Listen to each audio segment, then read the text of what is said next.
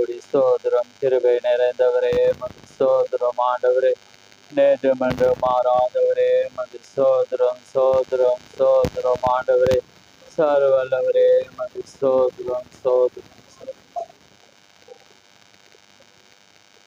மகா பரிசுத்தமுள்ள பிதாவே, இந்த மகிமையான இந்த காலை வேலைக்காக மீண்டுமாக உம்முடைய சமூகத்திலே எங்களை தாழ்த்துறோம். ஆம் கதாவே, உம்முடைய கிருபையினாலே மீண்டுமாக உம்முடைய சமூகத்திலே நாங்கள் நிற்கும்படியான ஒரு ஸ்லாக்கியத்தை நீர் மீண்டுமாக எங்களுக்கு கொடுத்த தயவுக்காக உமக்கு ஸ்தோத்திரம்.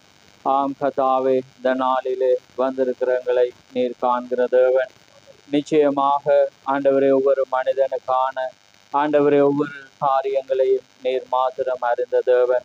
நிச்சயமாக உம்மை நாடி தேடி வந்த ஒவ்வொருவரை நீர் காண்கிறபடினாலே நிச்சயமாக அந்த தாகமுள்ள ஜனங்களுக்காக நீர் பேசுகிற தேவனாயிருக்கிறபடினால் நிச்சயமாக இந்த அருமையான பொழுதை உம்முடைய சமூகத்திலே தாழ்கிறோம். ஆம் கதாவே, பேசுகிற உதடுகளையும் கேட்கிற செவிகளை நீர் ஆசீர்வதித்து ஆண்டவரே, அந்த வாயிலிருந்து வர்ற வார்த்தைகள் அபிஷேகிக்கப்பட்டு கதாவே அது உம்முடைய வார்த்தையாக வரத்தக்கதாக அடியானை நீர் ஆண்டவரே நீர் தாழ்த்தி மறைத்து கதாவே நீர் பேசும்படியாக அடியானை உம்முடைய கரத்திலே தாழ்த்துறோம். அது மாத்திரமல்ல, கேட்கிற செவிகளையும் அந்த வண்ணமாக விருத்தேசனம் பண்ணி கதாவே உலக சத்தங்கள் உலக ஆண்டவரே காரியங்களுக்கு அவர்கள் தங்களுடைய காதுகளையும் ஆண்டவரே ஒவ்வொரு செயல்களையும் விலக்கி கதாவே உம்முடைய சத்தத்தை மாத்திரம் கேட்கத்தக்கதாக இந்த வேளையிலே நீர் விருத்தேசனம் பண்ணி கதாவே நீர் பேச போற உம்முடைய தயவுக்காக உமக்கு ஸ்தோத்திரம். இந்த வேளை உம்முடைய கரத்திலே தாழ்த்துறோம். திறக்க போற வார்த்தை ஆசீர்வதியும். அந்த வார்த்தையிலே நீர் மகிமைப்படும். அந்த வார்த்தையை கொண்டு நீர் எங்களோடு இடைப்படும். யாவை உம்முடைய கரத்தில் ஒப்பு கொடுக்கிறோம். இந்த சூழல்களை உம்முடைய கரத்தில் ஒப்பு கொடுக்கிறோம். ஒவ்வொரு நபரையும் உடைய கரத்தில் ஒப்பு கொடுக்கிறோம். இந்த வேளையிலே எந்த நபரும் இழக்கப்பட்டு போகாத வண்ணம் உடைய வார்த்தையை மாத்திரம் கேட்டு கதாவை இந்த இடத்தை விட்டு கடந்து செல்லும் போது கத்தரனோடு பேசினார், கத்தரங்களோடு இடைப்பட்டார் என்ற அந்த சிந்தியோடு கடந்து செல்ல நீர் கிருபை செய்யும். இந்த வேளை உடைய கரத்தில் ஒப்பு கொடுக்கிறோம். பலவீனமாயிருக்கிறவர்கள், வியாதியாயிருக்கிறவர்கள், தேவையோடு வந்தவர்கள் யாவரையும் நீர் காண்கிறவராயிருக்கிறபடினால் நீர் வார்த்தையை கொண்டு எல்லாவற்றையும் செய்ய வல்லவராயிருக்கிறபடினால் அந்த வார்த்தையை கொண்டு நீர் பேச போற தயவுக்காக உமக்கு ஸ்தோத்திரம். இந்த வேளை உம்முடைய கரத்தில் ஒப்பு கொடுக்கிறோம். ஆசீர்வதியும் வழி நடத்தும். யாவை உம்முடைய சமூகத்திலே தாழ்த்தி இயேசு கிறிஸ்து நாமத்தில் கேட்கிறோம். ஆமென் ஆமென். நாங்கள் நின்ற வண்ணமாகவே யோவான் 1ஆம் அதிகாரம் 35ஆம் அதிகாரத்திலிருந்து நாங்கள் வாசிக்க போகிறோம். அதில் 42 மட்டும் நாங்கள் வாசிப்போம். யோவான் 1ஆம் அதிகாரம் நாங்கள் அடிக்கடி வாசித்த வார்த்தை தான். ஆனாலும் இந்த நாளிலே கர்த்தர் கொடுக்கிறபடினாலே நாங்கள் மீண்டுமாக அதை நாங்கள் பார்க்க போகிறோம். யோவான் 1ஆம் அதிகாரம் 35லிருந்து 42 மட்டும் நான் வாசிக்கிறேன். மறுநாளிலே யோவானும் அவனுடைய சீசரில் 2 பேரும் நிற்கும் போது இயேசு நடந்து போகிறதை அவன் கண்டு, இதோ தேவ ஆட்டுக்குட்டி என்றான். அவன் அப்படி சொன்னதை அவ்விரண்டு சீசரும் கேட்டு இயேசுவுக்கு பின் சென்றார்கள். இயேசு திரும்பி அவர்கள் பின் செல்கிறதை கண்டு, என்ன தேடுகிறீர்கள் என்றார். அதற்கு அவர்கள், ரபி, நீர் எங்கே தங்கியிருக்கிறீர் என்று கேட்டார்கள். ரபி என்பதற்கு போதகரே என்று அர்த்தமா.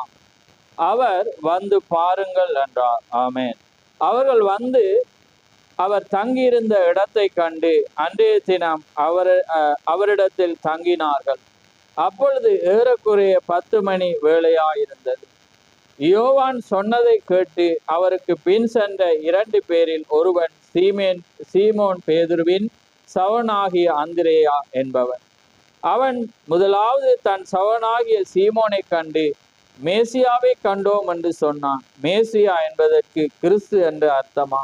பின்பு அவனை இயேசுவினிடத்தில் கூட்டி கொண்டு வந்தான். இயேசு அவனை பார்த்து, நீ யோனாவின் மகனாகிய சீமோன், நீ கேபா எனப்படுவாய் என்றார். கேபா என்பதற்கு பேதுரு என்று அர்த்தமா. ஆமென்.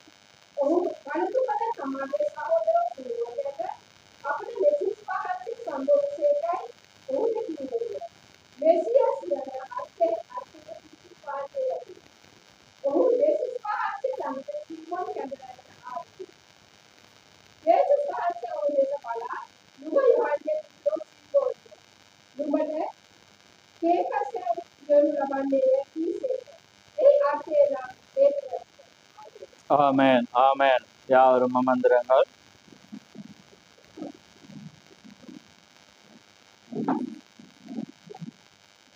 கர்த்தருடைய பரிசுத்த நாமம் மகிமைப்படுவதாக. ஆமென். தர்மையான காலை பொழுதிலே மீண்டுமாக உங்களோடு இருப்பதை குறித்து நான் மகிழ்ச்சி அடைகிறேன். ஆமென். இந்த வார்த்தையானது அடிக்கடி நாங்கள் பார்த்த வார்த்தை. இந்த செய்தியை குறித்து நாங்கள் ஏற்கனவே பார்த்திருக்கிறோம்.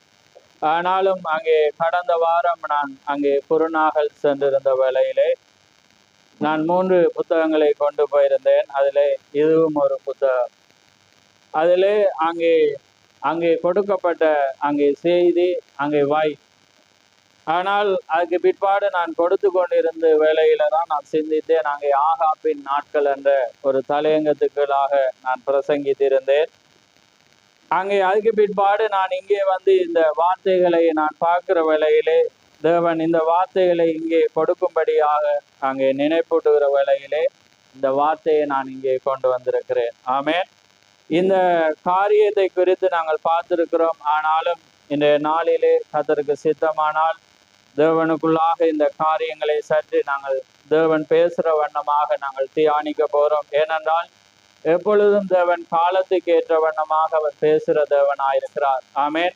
இந்த காலங்கள் அப்படிப்பட்ட காலம்.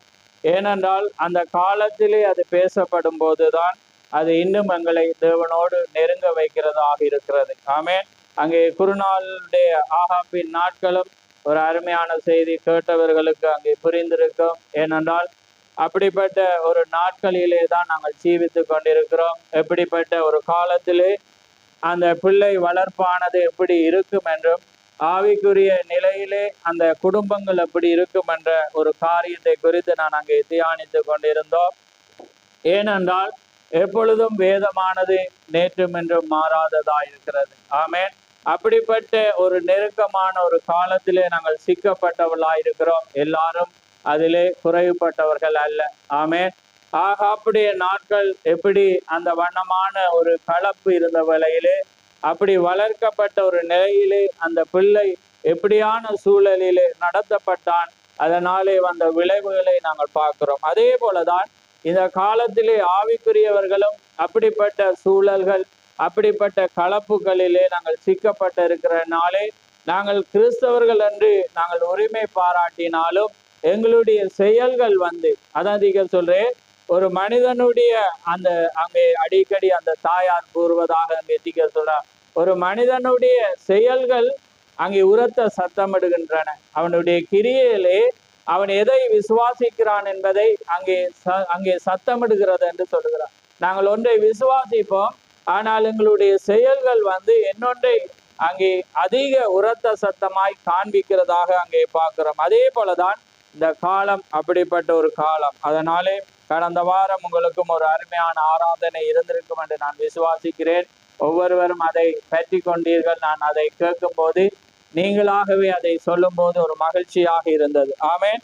அதே போலதான் தேவன் எப்பொழுதும் அவர் மாறாத தேவனாயிருந்து எங்களை எப்பொழுதும் அவர் ஏற்ற நேரத்தில் ஆகாரம் கொடுத்து அவர் வழி நடத்துகிற தேவனாயிருப்பதற்காக நாங்கள் மகிழ்ச்சி அடைகிறோம். ஆமென். இந்த நாளிலே நான் ஆடுகளின் ஆகாரம் என்ற ஒரு தலையங்களுக்கு கீழாக நான் பேச விரும்புகிறேன். ஏனென்றால் இந்த காரியமானது அப்படிப்பட்ட ஒரு நிலையிலே நாங்கள் இருக்கிறோம் என்று அங்கே தீர்க்கதரிசி சொல்லுகிறார். ஏனென்றால் நாங்கள் உறுதி கொள்ளாமல் நான் கொடுக்க போற தலையங்கத்துக்கு நான் எடுத்த பகுதி அங்கே உறுதி கொள்ளுதல், அதன் பின் அக்கறை கொள்ளுதல் என்ற செய்தியில் இருந்துதான் ஆடுகளின் ஆகாரம் என்ற அங்கே தலையங்கத்துக்குள்ளாக நான் போசிக்க அங்கே பேச விரும்புகிறேன். ஏனென்றால் நாங்கள் ஒவ்வொருவரும் எந்த வண்ணமான ஒரு காரியத்திலே நாங்கள் செயற்பட வேண்டும் என்பதற்கு இது ஒரு அருமையான ஒரு காரியமாக இருக்கிறது. அதனாலே நான் வாசித்து காட்டிட்டு நான் அங்கே துவங்க விரும்புகிறேன். ஏனென்றால் தீர்க்கதரிசி அருமையாக இதிலே கொடுக்கிறதை நாங்கள் பார்க்கிறோம். பாருங்கள், 53வது பந்தியிலே தேசம் முழுவதும் குளிர்ந்த நிலையை அடைந்துள்ளது. நாம் காண்கிறோம், அதை நாம் எல்லாரும் அறிந்திருக்கிறோம். நான் முதலில் ஊழியத்தை தொடங்கின போது தீர்க்கதரிசி தன்னுடைய காரியத்தை சொல்றார். கூட்டங்களில் அதிக உற்சாகம் இருந்தது. என்ன இருந்ததா? அதிக உற்சாகம் இருந்தது. ஜனங்கள் எல்லா இடங்களிலும் ஜெப கூட்டங்களுக்கு சென்றனர். என்ன செய்தார்களாம்? எல்லா இடங்களிலும் ஜெப கூட்டங்களுக்கு சென்றனர். குற்றப்படுத்தினர். செய்தித்தாள்கள் என்னை குற்றப்படுத்தினது. ஒரு ஸ்திரீ வாடகை காரில் 3000 மைல் பிரயாணம் செய்து கனடாவில் நடந்த கூட்டத்துக்கு வந்தார். ஆனால் இப்பொழுது அவர்கள் அவ்வளவு அக்கறை கொள்வதில்லை. என்னையா? ஆரம்ப கட்டத்துல அந்த வண்ணமான 3000 கிலோமீட்டர் எல்லாம் பிரயாணம் பண்ணி என்ன செஞ்சாங்களாம்? ஜனங்கள் வந்தாங்க, எல்லா கூட்டத்துக்கும் தவறாது போனார்கள். ஆனால் இப்பொழுது எல்லாமே அப்படி இல்லையா? ஏனென்றால் அங்கே உறுதி இல்லை. உறுதி இருந்தாதான் என்ன இருக்கும்? அக்கறை இருக்கும். ஏனென்றால் சபையானது ஒரு குளிர்ந்த நிலையை அடைகிறதாக தீர்க்கதரிசி சொல்லுகிறார். பாருங்கள், அவ்வளவு அக்கறை விழுந்து போதல் உண்டானது என்பது போல தோன்றுகிறது. தீர்க்கதரிசி சொல்றார், விழுந்து போனது போல தோன்றுகிறது. ஏனென்றால் எப்பொழுதும் ஜனங்கள் தீர்க்கதரிசியுடைய ஒவ்வொரு கட்டங்கள் வருது. இது கொடுக்கும்போது 62வது ஆண்டு. ஏன்னா தீர்க்கதரிசிக்கு 3 இழுப்புகள் கொடுக்கப்பட்டது. முதலாம் இழுத்து என்னது? அற்புத அடையாளங்கள். அதுக்கு பிற்பாடு என்ன? ஆத்துமா இருதயத்தை பகுத்தறிகிறது. 3வது என்ன செய்கிறது? வார்த்தை பிரசங்கிக்கப்படுதல். இந்த 3 இழுப்புகளிலும் ஜனங்கள் என்ன செய்தார்? 2 இழுப்புக்கு கவர்ந்து கொள்ளப்பட்டாங்க. ஆனால் 3வது இழுப்பு வார்த்தை பிரசங்கிக்கப்படுகிற வேளையில ஜனங்களால் ஜீரணிக்க முடியாம இருந்தது. ஏனென்றால் அந்த வார்த்தை ஒரு மனிதனை அடையாளம் காண்பித்து, அற்புத அடையாளம் நடந்துட்டு இருந்தா ஜனங்க வருவாங்க. ஏன்னா நாங்க போனா சுகமாகும், ஆசீர்வாதம் கிடைக்கும், கேட்கறது கிடைக்கும். அப்ப ஆத்துமால இருக்கிறதுன்னு சொன்னா ஜனங்கள் என்ன உற்சாகம் அடைவாங்க. ஆனா வார்த்தையை பிரசங்கிக்கிற வேளையிலே அது ஒரு மனிதனை நிர்வாணப்படுத்தும். அவன் யார், அவன் எந்த அழகிலே இருக்கிறான் என்பதை அது என்ன செய்யும்? காண்பிக்கப்படும். அப்ப அதனாலே இந்த 62ஆம் ஆண்டு அவர் என்ன சொல்றாருண்டா, அதே உற்சாகம் இப்பொழுது இல்லை, அதே அக்கறை இல்லை. ஆனா ஜனங்கள் ஏதோ ஒரு நிலையிலே என்ன செய்யறார்களா? ஓடிக்கொண்டிருக்கிறார்கள். இல்லாதது போல காணப்படுகிறது. இருக்க வேண்டிய அளவுக்கு அக்கறை இல்லை. அப்ப ஜனங்களுக்கு என்ன இல்லையா? அக்கறை இல்லை. அக்கறை இருந்தா என்ன இருக்கும்? உறுதி இருக்கு. உறுதி இருந்தா அவங்க என்ன செய்வாங்க என்பதுதான் இப்ப யோவான்ல நாங்க பார்க்க போறோம். ஏன்னா ஆடுகளை போசிப்பாயாக, ஆடுகளின் ஆகார்.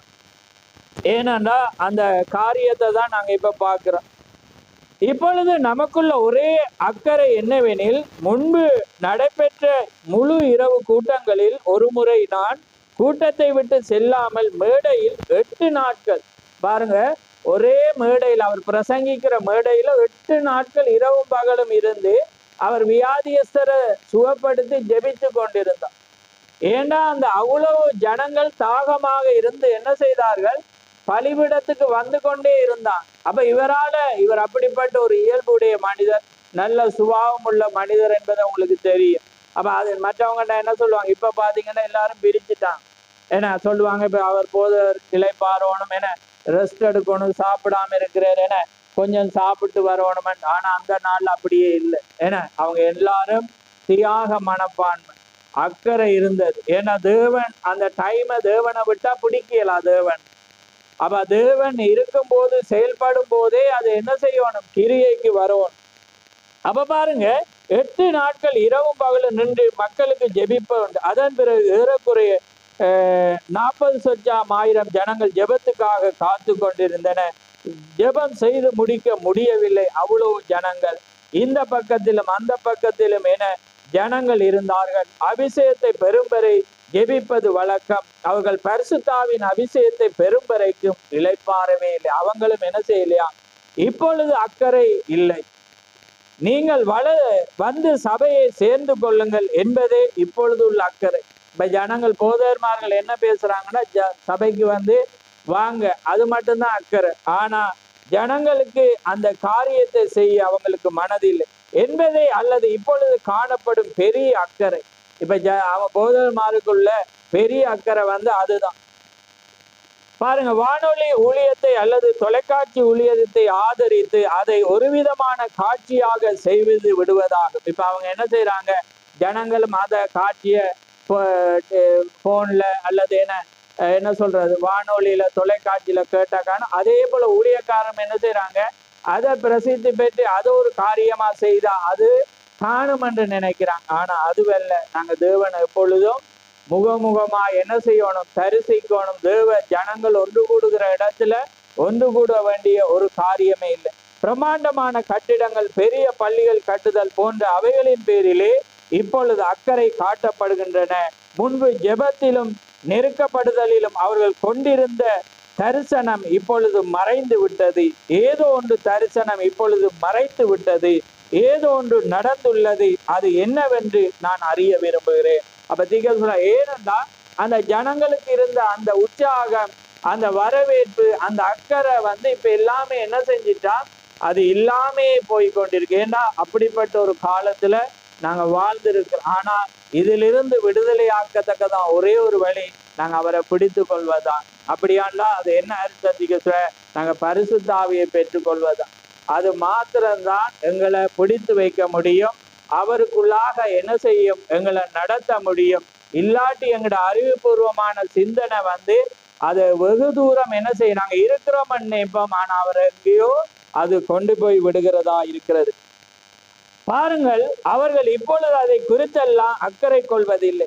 நீங்கள் சபைக்கு சென்று பீடத்தண்டை வரும்படி ஜனங்களை அழைக்க கூடும். முன்பெல்லாம் அவர்கள் பீடத்தண்டை ஓடி வருவார்கள். அப்ப பாருங்க, இப்ப வித்தியாசம். இப்ப வந்து பீட அழைப்ப கொடுக்கக்குள்ளதான் என்ன செய்யறாங்க, ஜனங்க வாராங்க. ஆனா அங்க மெசேஜ் முடியவே அவங்க என்ன செய்தாங்களா, ஆதியில பீடத்தண்டை என்ன செய்வாங்க, ஓடி வருவாங்க. ஏனென்றா அங்க கர்த்தர் இருக்கிறார், அங்க தேவன் சுகமளிக்கிறவர் என்பதை அவங்க என்ன செஞ்சாங்க, அக்கறை கொண்டிருந்தாங்க. அதனால அவங்களுக்கு என்ன இருந்தது, உறுதி இருந்ததுனால அவங்களுக்கு என்ன இருந்துச்சு, அக்கறை இருந்தது. பாருங்கள், ஓடி வருவார்கள். நான் பிரசங்கித்து கொண்டிருக்கும் போதே பிரசங்கத்தை முடிப்பதற்கு முன்பாகவே ஜனங்கள் பீடத்தண்டையிலும் உட்பாதையிலும் எல்லா இடங்களிலும் வரிசையாக நின்று கொண்டிருப்பார்கள். சமயம் பரிசுத்தாவி கூட்டத்தில் இருந்தவர்கள் மத்தியில் அசைவாடி ஒவ்வொருவரை குறித்து ஒவ்வொன்றையும் சொல்வதை நான் கண்டிருக்கிறேன். ஜனங்கள் ஆச்சரியப்பட்டு இருக்கையிலே மயங்கி விழுவதுண்டு. எங்கே ஏதோ தவறுள்ளது, இப்பொழுது நாம் அதை செய்து கொண்டிருக்கிறோம். அதே சுவிசேஷத்தை இன்னும் பிரசங்கித்து கொண்டிருக்கிறேன். அது தொடங்கின முதலிருந்து சிறிது கூட மாறவில்லை. நான் அப்பட்டமான தேவனுடைய வார்த்தையுடன் தொடங்கினேன். அன்று முதல் அதிலே நிலைத்திருக்கிறேன். 32 ஆண்டுகளாக நான் பிரசங்க பீடத்தில் நின்று கொண்டு பிரசங்கம் செய்து வருகிறேன். இதுவரைக்கு நான் பிரசங்கம் செய்வதை வாபஸ் செய்யவே இல்லை அல்லது எதையும் மாற்றவே இல்லை. நான் தொடங்கின போது எதை கூறினானோ அதையே நான் கூறிக்கொண்டிருக்கிறேன். ஆனால் ஜனங்களுக்குள்ளே என்ன இல்லை, அக்கறை. அப்ப தீர்க்கதரிசிட காலத்திலே இது நடந்திருக்கு. பாருங்க, இந்த வண்ணமாக ஒரு 32 வருடமாக அது செய்து கொண்டிருக்க. ஆனா ஜனங்களுக்குள்ளாக என்ன இல்லைன்னா இப்ப அக்கறை இல்லாம என்ன செய்யுது, அது குறைந்து போகுது. ஏனென்றா உறுதியா நம்பேன், உறுதியாக அவங்க கை கொள்ளாததினால அவங்களுக்கு அக்கறை இல்லாம போகுது. ஏன்னா தேவன் எப்பொழுதும் வார்த்தையை மாத்திரம்தான் பார்க்க வைப்பேன். அப்ப பார்க்க வர்ற வேலையில தீர்க்கதரிசியுடைய கடந்த காலத்துல வாழ்க்கை பின்னுக்கு பாத்தீங்கன்னா அது எப்படி இருந்துச்சு, கசப்பு நிறைந்தது, பாடுகள் நிறைந்தது என அவரை தேவன் விட்டு தள்ளி விட்டாரோ என்ற சூழல் இருந்துச்சு. 63 பார்த்தீங்கன்னா உங்களுக்கு தெரியும், ஊழியத்துல ஒன்றன் பின்னாக என்ன செய்யுது, அவருடைய வாழ்க்கையில சம்பவிக்கிறது, மரணங்கள் சம்பவிக்கிறது என அவருடைய வாழ்க்கையில வந்து அவரை நாங்க நாங்க துவக்க எடுத்து ஒரு நண்பன் என்ன செய்யற, அவருக்கு விரும்பின துவக்க கொடுக்குறேன். அப்ப அந்த துவக்க எடுத்து என்ன செய்யறேன்னா, அவருக்கு காசு இல்லை, வாங்கலாம். அவர் கொடுத்தோன வானத்துல வந்து இறங்குது சந்தோஷம். அவர் என்ன செய்யற, துவக்கெடுத்து துக்குறே, அது மாறி முகத்துல வெடிச்சு. முகத்தை பார்க்கிற வேலையெல்லாம் என்ன இருக்கிறது, ரத்தம் ஓடுது. ஓடக்குள்ள ஓடி போய் காரை ஸ்டார்ட் பண்ணுவோம்னு பார்த்தா என்ன நடக்குது, காரும் வேலை செய்யும். புரியுதா உங்களுக்கு? அப்ப அப்படியாக இருக்கும்போது இப்ப ஜனங்க நம்புவாங்களா இல்லையான்னு சொல்லுங்க. இப்ப நீங்க அதை வச்சு பாருங்க.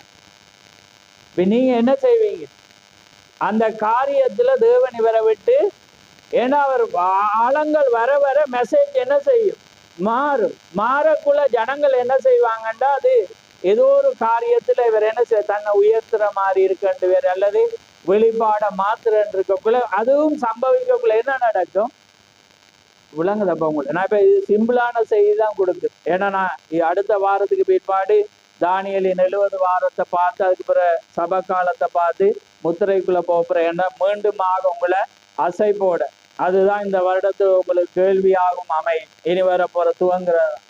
அப்ப அதனால வந்து நான் இப்ப வந்து நாங்க எந்த நிலையில இருக்கிறோம், நாங்க சற்று முன்னோக்கி போவோம். ஏன்னா சபையானது அந்த நிலையில் இருப்பதாக எனக்கு தோணுது. ஏன்னா உங்களுக்கு அக்கறை இருக்கிற மாதிரி எனக்கு தெரியுது, அதே உற்சாகம் இருக்கிற மாதிரி இல்லை. ஆனா உங்களுக்கு வேண்டிய சாப்பாடு இருக்கு, அதனால கூடி உங்களுக்கு சாப்பாடு கூடினாலும் என்ன வரும், நித்திர வரும், என மயக்கம் வரும், எலும்பேலாம் போம், என அசையலாம போம். அப்படி இருக்கிறீங்களோ தெரியுது, ஏன்னா அதோ தெரியல எனக்கு. ஆனா அங்க வேதம் சொல்ற மாதிரி நான் உங்களை நேசிக்கிற, எந்த பலிபீடத்துக்கு வந்துட்டா எல்லாரும் சமனாக தான் நான் பார்க்கிறது. ஆமே, நீங்க இது பொய்யென்று நினைக்கலாம், அதுதான் சத்தியமா இருக்கிறது. ஆமே, அது உங்களுக்கும் தேவனுக்கும், அது எனக்கும் தேவனுக்கும். ஆமே, ஆனா இதுதான் காரியம். ஏனென்றா நாங்க எதையுமே ஜெயிக்கலாம், நாங்க அப்படி வராட்டி. ஏன்னா நீங்க அந்த உற்சாகத்துக்கு வராம, நீங்க மன ரம்யத்துக்கு வராம, அந்த மகிழ்ச்சிக்கு வராம நீங்க எதையுமே பெறையலாம். ஏன்னா அவர் உங்களை பார்க்கிற தேவன், உங்களை விசாரிக்கிற தேவன், உங்களை காண்கிற தேவன். ஆமே, அப்ப நீங்க என்ன சிந்திக்கிறீங்கன்றது அவருக்கு தெரியும். ஆமே, எந்த காரியத்தை, ஏன்னா நாங்க அவர் மாத்திரதான் எங்களை சரியா வழி நடத்த முடியும். ஏன்னா நாங்க ஒன்றை சிந்திப்போம், நானும் தவறிடுவேன், நீங்களும் தவறிவீங்க. ஏன்னாண்டா எங்களோட ஞானம் அவ்வளோ ஒரு என்ன சொல்றது, அவ்வளோ உயர்ந்ததா இருக்கு. ஆனா அதையும் காட்டில் அவருடைய ஞானம் உயர்ந்ததா இருக்கு. அப்ப அந்த வழி நடத்தல் தான் எங்களை வழி நடத்த முடியும். அதனாலதான் நாங்க எப்பொழுதும் தேவ சமூகத்துக்கு வாரம். என்னன்னா அந்த பரிசுத்த ஆவியார் மாத்திரம்தான் எங்களோட ஞானத்தை விட்டு எங்களோட வழிக்கு, அவர வழிக்கு கொண்டு போக முடியும். அப்ப அதனாலதான் அவர செய்தி தான் என்ன செய்யும், எங்களை மாத்த முடியும். அதனாலதான் நான் அதை உங்களுக்கு சொல்றேன். ரைட்? அப்ப பாருங்க, அதனால அவர் என்ன சொல்ற, நான் இதையும் வாபஸ் பெறையில, நான் 32 வருஷம், ஆனா அதே நிலை இப்பொழுது இல்லை. ஏனென்றா ஜனங்கள் டக்கன்னோட மனிதனை பார்த்துருவாங்க. ஆனா அந்த நாளுக்கு வாக்குத்தத்தம் பண்ணப்பட்ட மனிதனோட பேசுறதை அவங்க என்ன செஞ்சிருவாங்க, மறந்துடுவாங்க. வாழ்க்கையில நடக்கிறதும் அந்த தோற்றத்தையும் பார்த்து அவங்க என்ன செஞ்சிருவாங்க, அவரை வாழ்க்கையை நீங்க அதனாலதான் நாங்க வாழ்க்கை வரலாறை பார்த்துவார், அது பார்க்கக்குள்ளேயே கவலை. ஆனா எனக்கும் உங்களுக்கும் தான் அவரை நாங்க உறுதியா பெற்றிருக்கிறோம். ஏனண்டா அந்த வார்த்தை மட்டும்தான் எங்களை கொண்டு போவோம். ஏன்னா தேவன் இறங்கி வந்து அந்த பொறுப்பு அவர்கிட்ட தான் கொடுத்தார். அதனாலதான் நாங்க அதை பார்த்து வாரோம். ரைட்? முன்பிருந்த அக்கறை ஏன் இப்பொழுது இல்லை? அதற்கு காரணம் என்னவெனில், அவர்கள் முன்பு போல உறுதி கொள்ளாதவர்களா இருக்கிறார்கள். ஏன்னா அந்த உறுதி எங்களுக்குள்ள வந்தாதான் என்ன வரும், அக்கறை வரும். அடைய நாங்க எப்படி இருக்கணும், இப்படி இருக்கணும், அந்த காரியத்துக்கு நாங்க போவோம். பாருங்க. ரைட்? நீங்கள் அக்கறை கொள்வதற்கு முன்பு உறுதி கொண்டவர்களாய் இருத்தல் அவசியம். நீங்கள் அக்கறை கொள்ளாமல் நேரத்தை வீணாக்குறீர்கள். சொல்ற, நீங்க அக்கறை வராட்டி நீங்க இந்த டைம் வந்து உங்களுக்கு வேஸ்ட். ஏன்னா நீங்க ஞாயிறு அப்படி வர்றதுனால எந்த பிரயோஜனமும் இல்லை. அக்கறை வரும். அந்த அக்கறையை குறிச்சுதான் நாங்க இப்ப பாக்குறோம். அப்படின்னா என்ன நீங்க அக்கறைண்டா நீங்க என்னண்டா அப்படின்னு கேட்பீங்க. அப்ப யோசிப்பீங்க, என்னடா அக்கறைன்ற நீங்க யோசிக்கிறீங்க. ரைட்?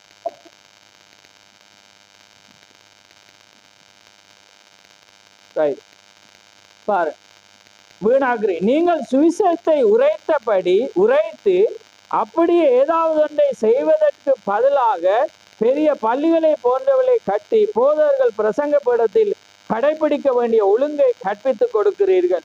அப்ப அதை தான் நீங்க செய்யணும். என்ன செய்கிறீர்களா? கற்பிக்க. நான் நம்புவது என்ன தெரியுமா? இயேசு சீக்கிரமாய் வருகிறார் என்பதை குறித்து ஜனங்கள் உறுதி கொண்டிருக்கவில்லை என்று நான் நம்புகிறேன். ஏன்னா அவர் சீக்கிரமாய் வரப்போறார் என்ற அந்த உறுதி இருந்தாதான் உங்களுக்கு என்ன வரும்? அக்கறவர். அவர் வரப்போறார் என் அவருடைய வார்த்தை எல்லாமே என்ன செய்துட்டு நிறைவேறிட்டு. அப்ப அதனால என்ன செய்யும்னா உங்களுக்கு அக்கறை வரும். ரைட். நான் நம்புறேன். இந்த காலத்தில் அவர் வரப்போகிறார் என்று ஜனங்கள் உறுதி கொண்டிருப்பதாக நான் நினைக்கவில்லை. அதன் காரணமாக தான் அவர்கள் அக்கறை கொள்வதில்லை. ஏனெனில் அவர்களுடைய நம்பிக்கை உறுதியாயிருக்கவில்லை. அது உண்மை. அவர் அவருடைய இருக்கிறார் என்று நம்புவது கிடையாது. அவர்கள் நம்பினால் வார்த்தைக்கு திரும்பி வந்திருப்பார்கள். அப்ப பாருங்க, தேவன் அவளோடு இருக்கிறார்கள் என்று அவர்கள் என்ன செய்யற இல்லையா? நம்புவது இல்லை. அப்படி நம்புறதா இருந்தா அவங்க என்ன செஞ்சிருப்பாங்களா? வந்திருப்பார்கள். ஆமே. நம்பினால் வார்த்தைக்கு திரும்பி வந்திருப்பார்கள். இப்பொழுது அநேகர் இதை தவறாக புரிந்து கொண்டுள்ளனர். இப்ப இதை ஜனங்கள் எதை என்று பாருங்க. அன்பு என்றால் அது ஒழுங்கு என்ற. அன்பு என்றால் என்ன? அது ஒழுங்கு. உங்களுக்கு ஜனங்கள் மேல் அன்பு இருந்தால் அவர்களை ஒழுங்குக்குள் கட்டுப்படுத்த வேண்டும் என்று காலை நான் கூறினது போல உங்கள் மகள் வீதியில் உட்கார்ந்து கொண்டு மண்ணில் அப்பம் உண்டாக்கி கொண்டிருந்தால் உங்களுக்கு உண்மையில் அவள் மேல் அன்பாயிருந்தால் அவளை வீதியில் இருந்து உள்ளே என்ன செய்வீங்களா? கொண்டு வருவீங்க. அப்ப பாருங்க, காரியம் என்னண்டா, அன்பண்டா என்னையா? ஒழுங்கு இருக்கு. அப்ப அந்த ஒழுங்குபடுத்த, அப்ப அன்பு இருந்தா தேவன் என்ன செய்வார்? ஒழுங்குபடுத்துவே. உங்களுக்குள்ள அன்பு இருந்தா, அதாவது அக்கறை இருந்தா, உறுதி இருந்தா அக்கறைவர். அப்ப உறுதி இருந்தா என்ன செய்வீங்க? அக்கறைப்படுத்தி நீங்க உங்களோட குடும்பத்தை ஒழுங்குபடுத்துவீங்க, உங்களோட பிள்ளைய ஒழுங்குபடுத்துவீங்க, நீங்க சபையை ஒழுங்குபடுத்த விரும்பீங்க, மற்றவங்களை ஒழுங்குபடுத்த நீங்க என்ன செய்வீங்க? விரும்புவீங்க. பாருங்க, அதுதான் நீங்க செய்வீங்க. நான் கூற முயல்வது என்னவெனில், தேவன் ஏவாளிடம் பாவம் ஏவாள், நீ என் மகள் என்று உனக்கு தெரியும், நீ வேண்டும் என்று நான் அதை செய்யவில்லை என்று கூறியிருந்தால் எப்படி இருக்கு? இப்ப தேவன் ஏவாளிட்ட, மகளே நீ என் மகள் தான், என் தேவன் மகளுமாக தான் அவர் என்ன செய்த சிருஷ்டித்து, அதனால எனக்கு தெரியும் நீ வஞ்சிக்கப்பட்டான்னு எனக்கு தெரியும், அதனால நீ அறியாம தான் செய்தார் என்று இருந்தா எப்படி இருந்திருக்கு? இப்ப விளங்குதான் உங்களுக்கு. ஏன்னா பொருளுக்கு வர முதல் கஷ்டமா இருக்கும். அப்ப பாருங்க, இது சிம்பிளான மெசேஜ் தான். ஆனா நாங்க சிம்பிளானதுதான் நாங்க தவற விடுவோம் எப்பொழுது. அப்ப பாருங்க, அப்ப அவளை என்ன செய்யண்டா அப்படி அப்படி சொல்லி இருந்தா அது எப்படி இருக்கு? ஏன்னா இன்னைக்கு நாங்க அப்படிதான் என்ன செய்யறோம்டா, அரவணைக்கிறோம். அப்படி ஒரு அன்புல நாங்க கொண்டு வர விரும்புகிறோம். அவள் நிச்சயம் வேண்டுமென்று அவள் செய்யவில்லை, அது உண்மைதான். பாருங்க, அவள் நிச்சயமாக வேண்டுமென்று அவள் செய்யவில்லை, அது உண்மைதான். இருப்பினும் அவள் அதை செய்தாள்.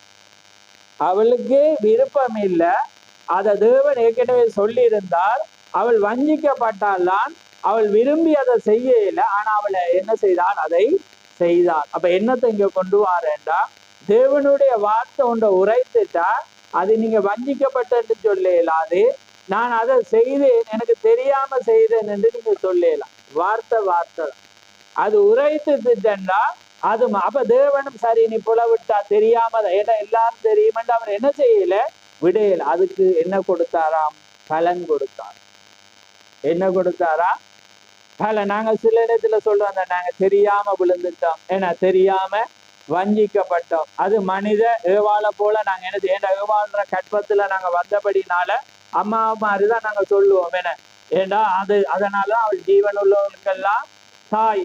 ஏவாளுக்காக நீங்க எப்ப ஏவாளுக்கு பிறந்தன்னு கேட்டிறாங்க, அந்த வெளிப்பாடு தெரியும் தானே. ஏன்னா தாவீது என்ன சொல்லியிருக்கான்? தாவீத வம்சத்துலதான் இயேசு வந்தார் என்று வேதம் இருக்கிறது. ஆனா தாவீதே அவரை என்னென்று அழைச்சானா? ஆண்டவரே என்று அழைச்சானா. இது எப்படி என்று கேள்வி கேட்கிறாங்க. ஏன்னா கேள்வி நான் கேட்கல, வேதம். அப்ப அதனால வேதம் என்ன சொல்லுதுன்றா, நீங்க ஒன்றை புரிஞ்சு கொள்ளணும். புரியுதா உங்களுக்கு? ஆனா தாவீதுட வம்சத்துல அவர் வந்தார் என்று வேதம் சொல்லக்குள்ள தாவீது அவர் ஆண்டவன் என்றான். புரியுதா உங்களுக்கு? அப்ப அதுதான் வெளிப்பாடு. அதே மாதிரிதான் செய்தால், அவள் அதை செய்தால் நமக்கு தெரியும், அதன் பலன்களை இப்பொழுது நாம் காண்கிறோம். ஆமென். அதனாலதான் தேவன் எப்பொழுது, இப்ப வாசிச்சு பாருங்க, இந்த இதை பாருங்க, அவர் எப்பொழுதும் ரோமருக்கு எடுங்க, ரோமர் 11ஆம் அதிகாரம்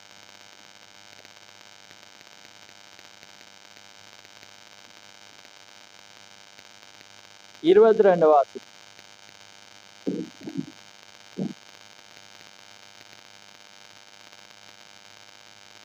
ஆகையால் தேவனுடைய தயவையும் கண்டிப்பையும் பார், விழுந்தவர்களிடத்திலே கண்டிப்பையும் உன்னிடத்திலே தயவையும் காண்பித்தார்.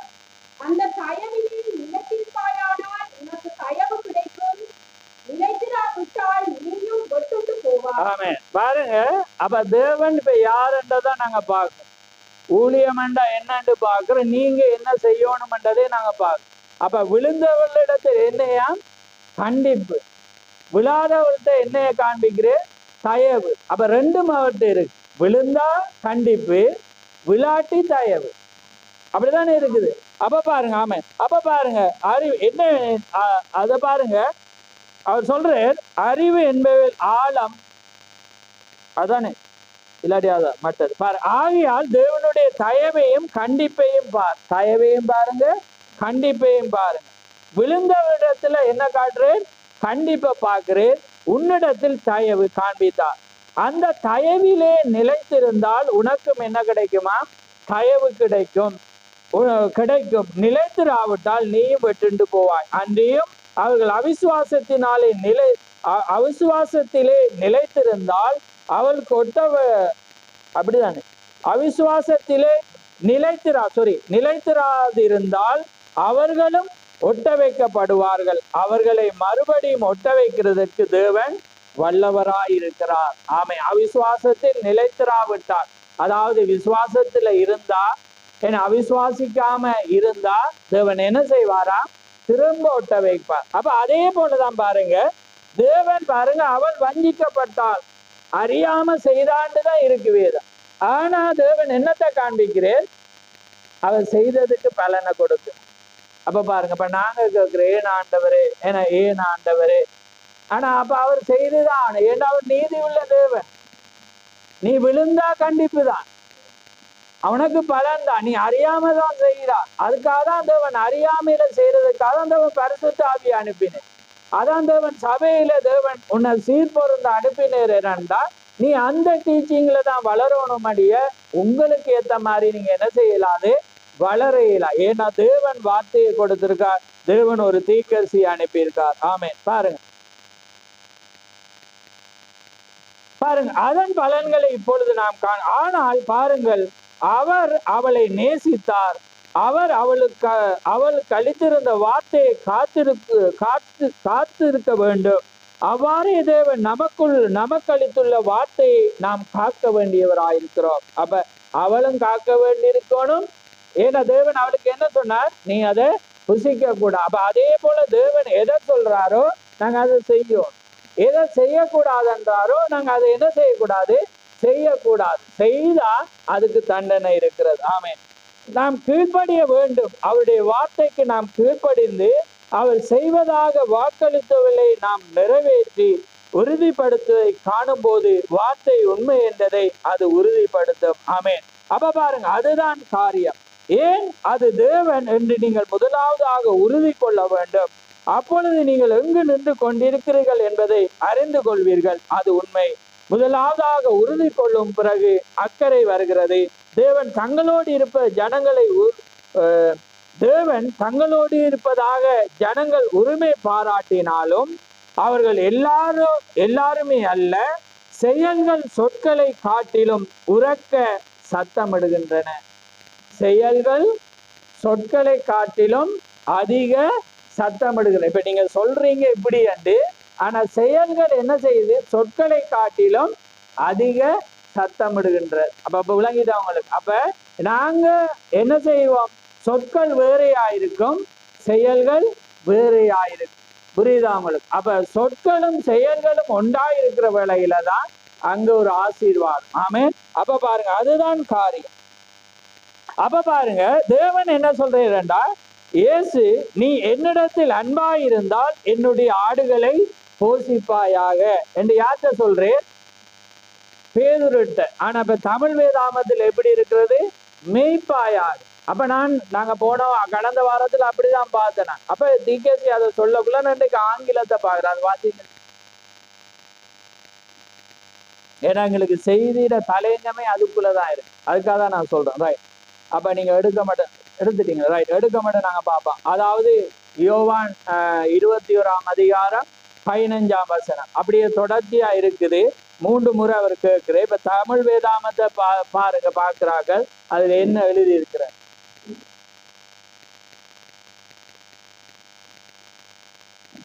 நாங்கிட்ட தலையங்கத்துக்கு அது தேவை. இல்லாட்டி ரைட்.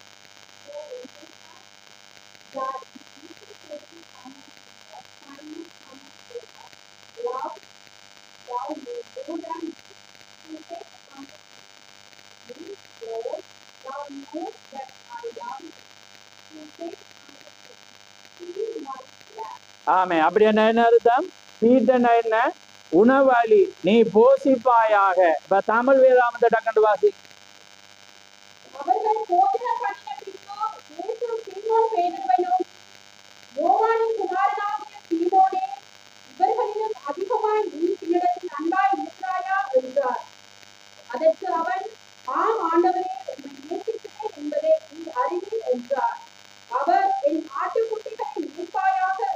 ஆமென். அப்ப பாருங்க, இங்க எப்படி இருக்கிறது? ஆட்டுக்குட்டிகளை மேய்ப்பாயாக. அங்க எப்படி இருக்கிறது? உணவாளி. அப்ப பாருங்க, அதான் இப்ப ஆடுகளின் ஆகாரம். போஷிப்பாயாக தலைங்க போடலாம். அப்ப பாருங்க, அந்த போஷித்தல். அப்ப அதான் தீக்க சொல்றேன், நீங்க தேவனிட என்னிடத்துல நீ அன்பா இருந்தா நீ ஆடுகளை என்ன செய்வீங்க? போஷிப்பீங்க. அப்ப போஷிப்பீங்கன்றக்குள்ள எல்லாமே அடங்கும். புரியுதா உங்களுக்கு? அப்ப அதனால அவர் என்ன சொல்றேன்டா, மேய்க்கிறதுக்கும் போஷிக்கிறதுக்கும் நிறைய வித்தியாசம். அதுக்காக தமிழ் வேதாம் தவறுன்ற ஒரு எண்ணத்துக்கு வந்துடாதீங்க. இது அங்கிருந்து டிரான்ஸ்லேட் பண்ணக்குள்ள ஒவ்வொரு காரியம். அப்ப அதனாலதான் அந்த காரியத்துல தேவன். அப்ப தீக்கரிசி இதுல அதை விவரிச்சு காட்டையில அப்ப நான் பார்த்தேன்னா இவர் என்னடா எல்லா இடத்திலும் ஆடுகளை போஷிப்பானக்குள்ள எனக்கு ஒரு டவுட் வந்து. அப்ப நான் என்ன செஞ்சேன்டா, உள்ள போய் பார்க்கக்குள்ள பாத்தீங்கன்னா அதனுடைய ஆழம் வருது. ஏன்னா தலையங்கம் வந்து அதுதான். ஆமென். அப்ப பாருங்க, அப்ப நீ என்னிடத்தில் அன்பா இருந்தால் என் ஆடுகளை போஷிப்பாயாக என்றார். ஆடுகளை போஷிக்கும் விஷயத்தில் அதிகமாய் தவறி இருக்கிறோம். அப்ப நாங்க என்ன செய்யிருக்கிறோம்? ஆடுகளை போஷிக்கிற விதத்துல நாங்க என்ன செஞ்சிருக்கிறோமா? தவறாய் இருக்கிறோம். ஏன்னா நீங்க தேவனை நேசிக்கிறீங்க, நீங்க ஆடுகளை என்ன செய்யணுமா? போஷிக்கணும். அப்ப ஆடு குட்டி, ஏன்னா ஆடுகள் அப்படி பலர். அப்ப அதே போல உங்களோட சின்ன பிள்ளையா இருக்கலாம், பெருசா இருக்கலாம், எதுவா இருந்தாலும் நீங்க என்ன செய்யணும்? நீங்க உறுதியா இருந்தா என்ன வரும்? அக்கறை வரும். அப்ப உங்களோட குடும்பத்தின் மத்தியில உங்களுக்கு அக்கறை வரும், ஊழியக்காரனுக்கு சபை மேல் அக்கறை வரும். அதே போல ஒரு விசுவாசி ஒன்றுல என்ன இருக்கும்? அக்கறை இருக்கும். ஏனென்றா தேவன் உங்கள்கிட்ட கொடுத்த பொறுப்பு, என் ஆடுகளை போஷிப்ப. என்னிடத்துல நீ அன்பா இருந்தா என் ஆடுகளை போஷிப்பாயாண்ட நீங்க ஆகாரம் கொடுத்து அவங்கள ஒரு காரியத்துல நீங்க வளர்த்துட்டு குறைவுபடாம வைக்கணுமெண்டா அது ஒவ்வொரு மீதும் விழுந்த கடமையா இருக்கு. மேய்க்கிறதுன்றது வேற, ஏன்னா வழி நடத்தி அங்கால போவாம. ஆனா போஷிக்கிற என்பது அதை விட ஒரு மேலான ஸ்டெப்பா இருக்கிறது. புரியுது அவங்களுக்கு? ஆழத்துக்குள்ள நான் பாருங்க. அப்ப பாருங்க, ஆடுகளை இன்னைக்கு அது ஆடுகளுக்கு மயிர் கத்தரிக்கை என்பதாக உள்ளது. அவளை ஓரிடத்தில் கொண்டு சென்று அவளிடத்தில் உள்ள எல்லாவற்றையும் பறித்து கொண்டு அவர்களை வீடுகளை அடமானம் வைக்க செய்து அவளுடைய வயோதிப உபார சம்பளத்தை மற்ற எல்லாவற்றை அபகரித்து கொள்ளுதல் என்றவற்றை எடுத்துக்கொள்ள இயேசு கூறவில்லை. இப்ப இன்னைக்கு நடக்கிற ஊழியங்கள்ல நடக்கிற அந்த அட்டூழியத்தை அவர் சொல்றேன். அதை அவர் என்ன செய்யலன்னா, நீங்க அதுகளை நீங்க போசிங்க. ஆமே, நீங்க ஒவ்வொரு ஜனங்களும் நீங்க என்ன செய்யுங்க? போசிங்க. அதே நேரத்துல மேய்ப்பலாகிய நீங்களும் என்ன செய்யுங்க? அதை போசிங்க என்று திகழ்கிறார். இன்று காலை நாங்கள் பார்க்க தேவன் தமது ஜனங்களை நேசிக்கிறார் என்றார். அவர் தமது ஆடுகளை நேசிக்கிறார். அவர் அவர்களை போசியுங்கள் என்றார். அப்ப ஆடுகளை நீங்க நேசிக்கிறார், தேவனும் அவர் நேசிக்கிறான்னு நீங்க என்ன செய்யணும்? ஆடுகளை நீங்க போசியுங்கள் என்றார். ஆடுகளுக்கு உணவு தேவை. அவர் ஒருபோதும் என் ஆடுகளுக்கு கல்வியை கொடுங்கள் என்று சொல்லவில்லை. அவர் அவர்களை போசியுங்கள் என்றுதான் அவர் கூறினார். கல்வி கொடுங்கள் என்றல்ல, போசியுங்கள், அவர்களுக்கு ஆடுகளின் உணவை கொடுங்கள். ஆடுகளின் உணவு என்றால் என்ன? ஜீவ அப்பம். இயேசுவே ஜீவ அப்பம். அப்ப நீங்க என்ன செய்யணும்டா? நானும் நீங்களும், நீங்க உங்களோட குடும்பத்தை நீங்க என்ன செய்யணும்? அவங்களுக்கு என்னத்தை கொடுக்கணும்? ஜீவ அப்பத்தை. ஏன்னா தேவன் என்ன செய்தான்னா உணவை கொடுங்க. நீ என்னிடத்துல அன்பா இருந்தா நீ ஆடுகளை நீ என்ன செய்? போசி. இன்னைக்கு ஆடுகளின் ஆகாரம் என்ன? ஜீவ அப்பமா இருக்கு. அதனால்தான் அவர் என்ன சொன்னார்? மனுஷன் அப்பத்தினால் அல்ல, தேவனுடைய ஜீவனுள்ள தேவனுடைய வார்த்தையினால். அப்ப அந்த வார்த்தை தான் அப்பம். அப்ப தேவன் நீ மேய்ச்சிட்டு மட்டும் போக கூடாது. இது அடுத்த ஸ்டெப். நீ என்ன செய்? ஆடுகளை போசி. நீ கல்வியை கொடுக்க தேவன் சொல்லல, நீ என்ன செய்? ஜீவ அப்பத்தை கொடு.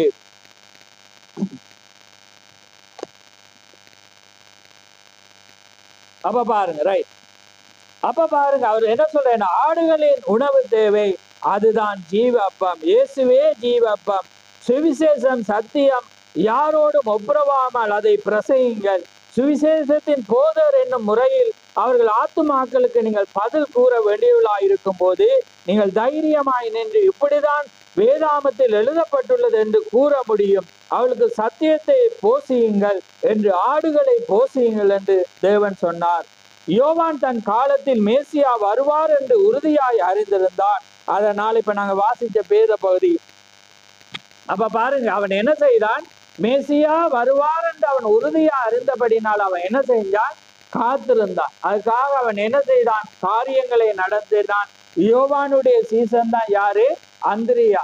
அப்ப அவன் என்ன செய்யறான்டா, அந்த காரியத்துல தேவன் அங்கே உறுதியாக அவன் நம்பினபடினால அவன் உறுதியாக தேவன் வருகிற வேளையில் அவன் என்ன செய்ய? இதோ உலகத்தின் பாவத்தை சுமந்து தீர்க்கிற தேவ ஆட்டுக்குட்டி என்று சொன்னான். அப்ப யோவானுக்கு பின் சென்ற 2 சீசரும் என்ன செஞ்சிட்டாங்கண்டா, அங்க போறான்.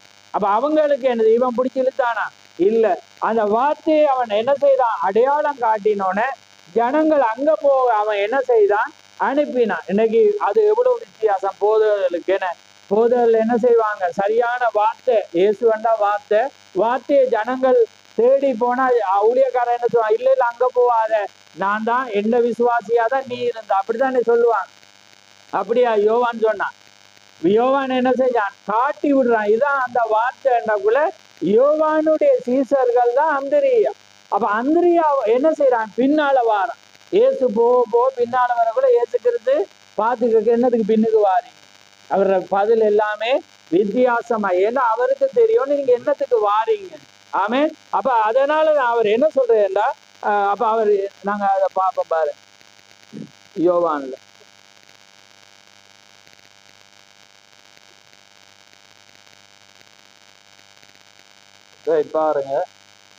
பாருங்க மறுநாளிலே யோவானோட சீசரும் 2 பேரும் நிற்கும் போது இயேசு நடந்து போறதை அவன் கண்டு, இதோ தேவ ஆட்டுக்குட்டி என்றான். அவன் அப்படி சொன்னதை 2 சீசரும் கேட்டு இயேசுக்கு என்ன செஞ்சாங்க? ஏன்னா இவர பவர் போயிடுச்சு. ஏன்னா அந்த நாள் இப்படி அவன் முன்னமே பிரசங்கிட்டான். அப்படி என்னிலும் பெரியவர் ஒருவர் இருக்கிறார், என்னிலும் மேலான ஒருவர் வருவார், அவருடைய பாதரட்சையின் வாரை கூட நான் அவிழ்க்கிறதுக்கு பாத்திரம் அல்ல, நான் ஜலத்தினாலே ஞானஸ்தானம் கொடுக்கிறேன், அவர் உங்களுக்கு அக்கினியினால என்ன செய்வார்? அப்ப உடனே இவரை விட ஒரு பெரியவர் இவர் இருக்கிறார் என்றோட அது முன்னுக்கு என்னோடு சொல்றான், அவர் பெருகவும் நான் சிறுகவும். அப்ப அவங்களுக்கு டீச்சிங் எப்படி இருந்தது? என்னை விட ஒருவர் பெரியவர் இருக்கிறார், ஆமே, என்னை விட ஒரு மேலானவர் இருக்கிறார், அவர் அதுக்குதான் நீங்க செவி கொடுக்கணும், அவரால் மாத்திரம்தான் அவங்களுக்கு அக்கினி கொடுக்கணும் என்றோட அந்த டீச்சிங் சரியா இருந்தபடினால இயேசுவை கண்டோன அவங்க என்ன செஞ்சுட்டாங்க? அங்க போனாங்க. அப்ப பாருங்க, அப்ப உடனே அவங்க என்ன போனாங்க? இயேசு திரும்பி அவளை பின் செல்லுகிறதை கண்டு என்ன தேடுகிறீர்கள் என்றான். அப்ப கேட்கிற, என்ன தேடுறீங்க, பின்னால வாரீங்க? அப்ப அதற்கு அவர்கள், ரபி நீர் எங்கே தங்கிருக்கு என்று கேட்டார்கள். ரபி என்பதற்கு போதர் என்றது. அவர் என்ன சொல்றேன்? அவரும் எப்பயுமே அவரோட ஸ்டைல தான் நாங்க பின்பற்றோம். என்ன சொல்றேன்? வந்து பாருங்க. அப்ப அதே போலதான் நாத்தான பாருங்க, அது 46 வாசிங்க. அதற்கு நாத்தானே, நாசரேத்திலிருந்து யாதொரு நன்மை உண்டாக கூடுமா என்றார். அதற்கு பிலிப்பு வந்து பார் என்றார். ஆமென். அப்ப பாருங்க, எப்பயுமே இயேசு கிறிஸ்து எங்களோடு இருக்கிறாருன்னா அதான் அவங்க பேசுற மொழியை பார்த்து அவங்க என்ன சொல்றாங்கன்னா, இவங்க இயேசுவோடு கூட இருந்தாங்க. இப்ப நாங்க லேவிய ராமத்துல பார்க்கக்குள்ள பாத்தீங்கன்னா, இஸ்ரவேலுக்குள்ள மறுஜாதியான எகிப்தியனுக்கும் எபிரேய தாய்க்கும் பிறந்த ஒரு கூட்டமும் வருது. வரக்குள்ள பாத்தீங்கன்னா மோசே பார்க்கிற இவங்களோட பாஷை எல்லாமே வித்தியாசமா இருக்கு. ஏன்னா அப்ப அவன் குழப்படி பண்றான். பார்க்கக்குள்ள பாத்தீங்கன்னா அது வேறு. இங்க நெகமியாவுல பாக்குற வேளையில பாத்தீங்கன்னா, நெகமியா ஒரு கூட்டத்தார பார்க்கக்குள்ள அவங்களோட பாஷை எல்லாமே எப்படி இருக்குன்னா வித்தியாசமா இருக்கு. அப்ப அவன் பார்க்கக்குள்ள பாத்தீங்கன்னா யாருன்னு பாத்தீங்கன்னா மோவாப், அம்மோன் அவங்களுக்கு பிறந்த பிள்ளைகள். அப்ப அதே போலதான் இன்னைக்கும் விசுவாசிய பார்க்கிறவங்கள அவங்களோட சொற்கள் அவங்களோட பேச்சு முறைகள் அந்த உலக சம்பந்தமாக, அது உலக சம்பந்தத்தோட எப்படி வெளியில இருக்கிற நபர்கள் பேசுறாங்களோ அதே போல இவங்களும் அதை பேசக்குள்ள டக்கண்ட ஆவிக்குரிய ஊழியக்காரர் இருந்தா கண்டுகொள்றது என்ன, இவங்களோட பேச்சும் யார பேச்சு மாதிரி இருக்கு, உலக நபர்கள் எப்படி பேசுறானோ அதை தான் பேசுறாங்க. ஆனா நீங்க இயேசு கிறிஸ்து உங்களோட இருப்பாருன்னா நீங்க என்ன செய்வீங்கன்னா அதே மொழியை தான் சொல்லுவீங்க, அதே பேச்சு. இயேசு கிறிஸ்து என்ன சொல்ற, நீ வந்து பார். அப்ப அதே தான் நாத்தான் என்ன சொல்றான், வந்து பார். அங்க யோவானும் எழுதக்குள்ள என்ன சொல்றான், வந்து பார். ஏனென்றா காட்சிய பார்க்காம யாரும் கேள்விப்பட்டு சரி வரார். அதை நீங்க என்ன செய்யணும், கிரியைக்கு கொண்டு அந்த வார்த்தைக்கு வர்ற வேளையில தான் அது காண முடியும். அப்ப பாருங்க, அதான் திக சொல்லு, அங்கே யோவான் உறுதி கொண்டபடினால அக்கறை செய்து பிரசங்கிச்சான். அக்கறையினால் அந்திரையா என்ன செஞ்சான், அந்திரியா போய் என்ன செஞ்சானா அங்க போய் கண்டு கொண்டான். பாருங்க, அதுக்கு பிறகு அவன் என்ன செய்யறான்டா உள்ள போறான் பாரு. அப்ப அவர் பாருங்க, வந்து பாருங்கள் என்றார். அவர்கள் அவர் தங்கியிருந்த இடத்தை கண்டு அன்றைய தினம் அவரிடத்தில் தங்கினார்கள். அப்பொழுது ஏறக்குறைய 10 யோவான் சொன்னதை கேட்டு அவருக்கு பின் சென்ற 2 பேரில் ஒருவன் சீமோன் பேதுரு, சவனாகி அந்திரேயா. பாருங்க, அவன் முதலாவது சவனாகிய சீமோனை கண்டு இப்ப அவன் என்ன செய்யறான்டா, இரவு போய் அங்க பார்த்துட்டானே அவனோட இருந்து. அப்ப அவர் யாருன்னு அதான் திகழ்ந்து, நீங்க தேவ சமூகத்துல தங்கிருங்கண்டா பலிபிடத்துல இருந்து அந்த பரிசுத்த ஆவியை பெற மட்டும் தங்கி இருந்தாதான் உறுதி வரும். உறுதி இருந்தாதான் என்ன வரும், அக்கறை வரும். அப்ப இவன் என்ன செய்யறான், அந்திரியா இயேசுவோடு ராத்திரி பூரா இருந்தபடினால அடுத்த நாள் யார சந்திக்கிறான், சீமோன் பேதுருவை சந்திக்கிறான். புரியுதா உங்களுக்கு? அப்ப சீமோனுக்கு சொல்றான், நாங்க மேசியாவை கண்டோம். பாருங்க, அந்த மேசியாவை அவன் காண்றதுக்கு முதலாவது அவன் என்ன இருக்கணும், உறுதி இருந்தா அக்கறை இருந்துச்சு. புரியுதா உங்களுக்கு? அப்ப அதே போலதான் இன்னைக்கு ஏன் ஜனங்கள் மத்தியில் அக்கறை இல்லைண்டா அந்த உறுதி இல்லை. இந்த மெசேஜை குறித்து உறுதி இல்லை, இந்த இடத்துக்கு வர்றதை குறித்து உறுதி இல்லை, இந்த செய்தியாளனை குறித்து உறுதி இல்லை, இந்த மெசேஜை குறித்து உறுதி இல்லாதபடினால என்ன இல்லாம போது உங்களுக்கு அக்கறை இல்லை. அப்ப அதனால நீங்க என்ன செய்யறீங்கன்னா இங்க உங்களுக்கு வேண்டியதை மட்டும் பெறீங்க, மிச்சது எல்லாமே முள்ளு மாறி. ஏன்னா தீக்கேச்சோண்ட சொல்லிட்டு என்ன சொல்லிட்டேன், மீனைல முள்ளு வந்தா முள்ளை எடுத்து வச்சுட்டு மீனை எடுங்கன்னோட நீங்க என்ன செய்யறீங்க, அதே மாதிரி இங்கேயும் செய்யுங்க. ஆனா வேதம் என்ன சொல்லுதுன்னா, உங்களை போஷிக்க உங்களுக்கு ஒரு பாத்திரியர் அனுப்பியிருந்தா தேவன் பொறுப்பாளியா இருக்கிறார். ஆமே, அவர் உங்களுக்காக அவன் வாயை கூட என்ன செய்வாரா மாற்றும். அப்ப உறுதி வராம என்ன வராது, அக்கறை வராது. அப்ப பாருங்க, அதனாலதான் அவர் என்ன செய்யறாருண்டா, அந்த ஆடுகளின் அப்பம், அப்ப அந்த ஜீவ வார்த்தை அவங்க என்ன செய்யறாங்க, அந்த காரியத்துல அதை கொடுக்கறதுக்கு காரணம் என்னண்டா, அதுதான்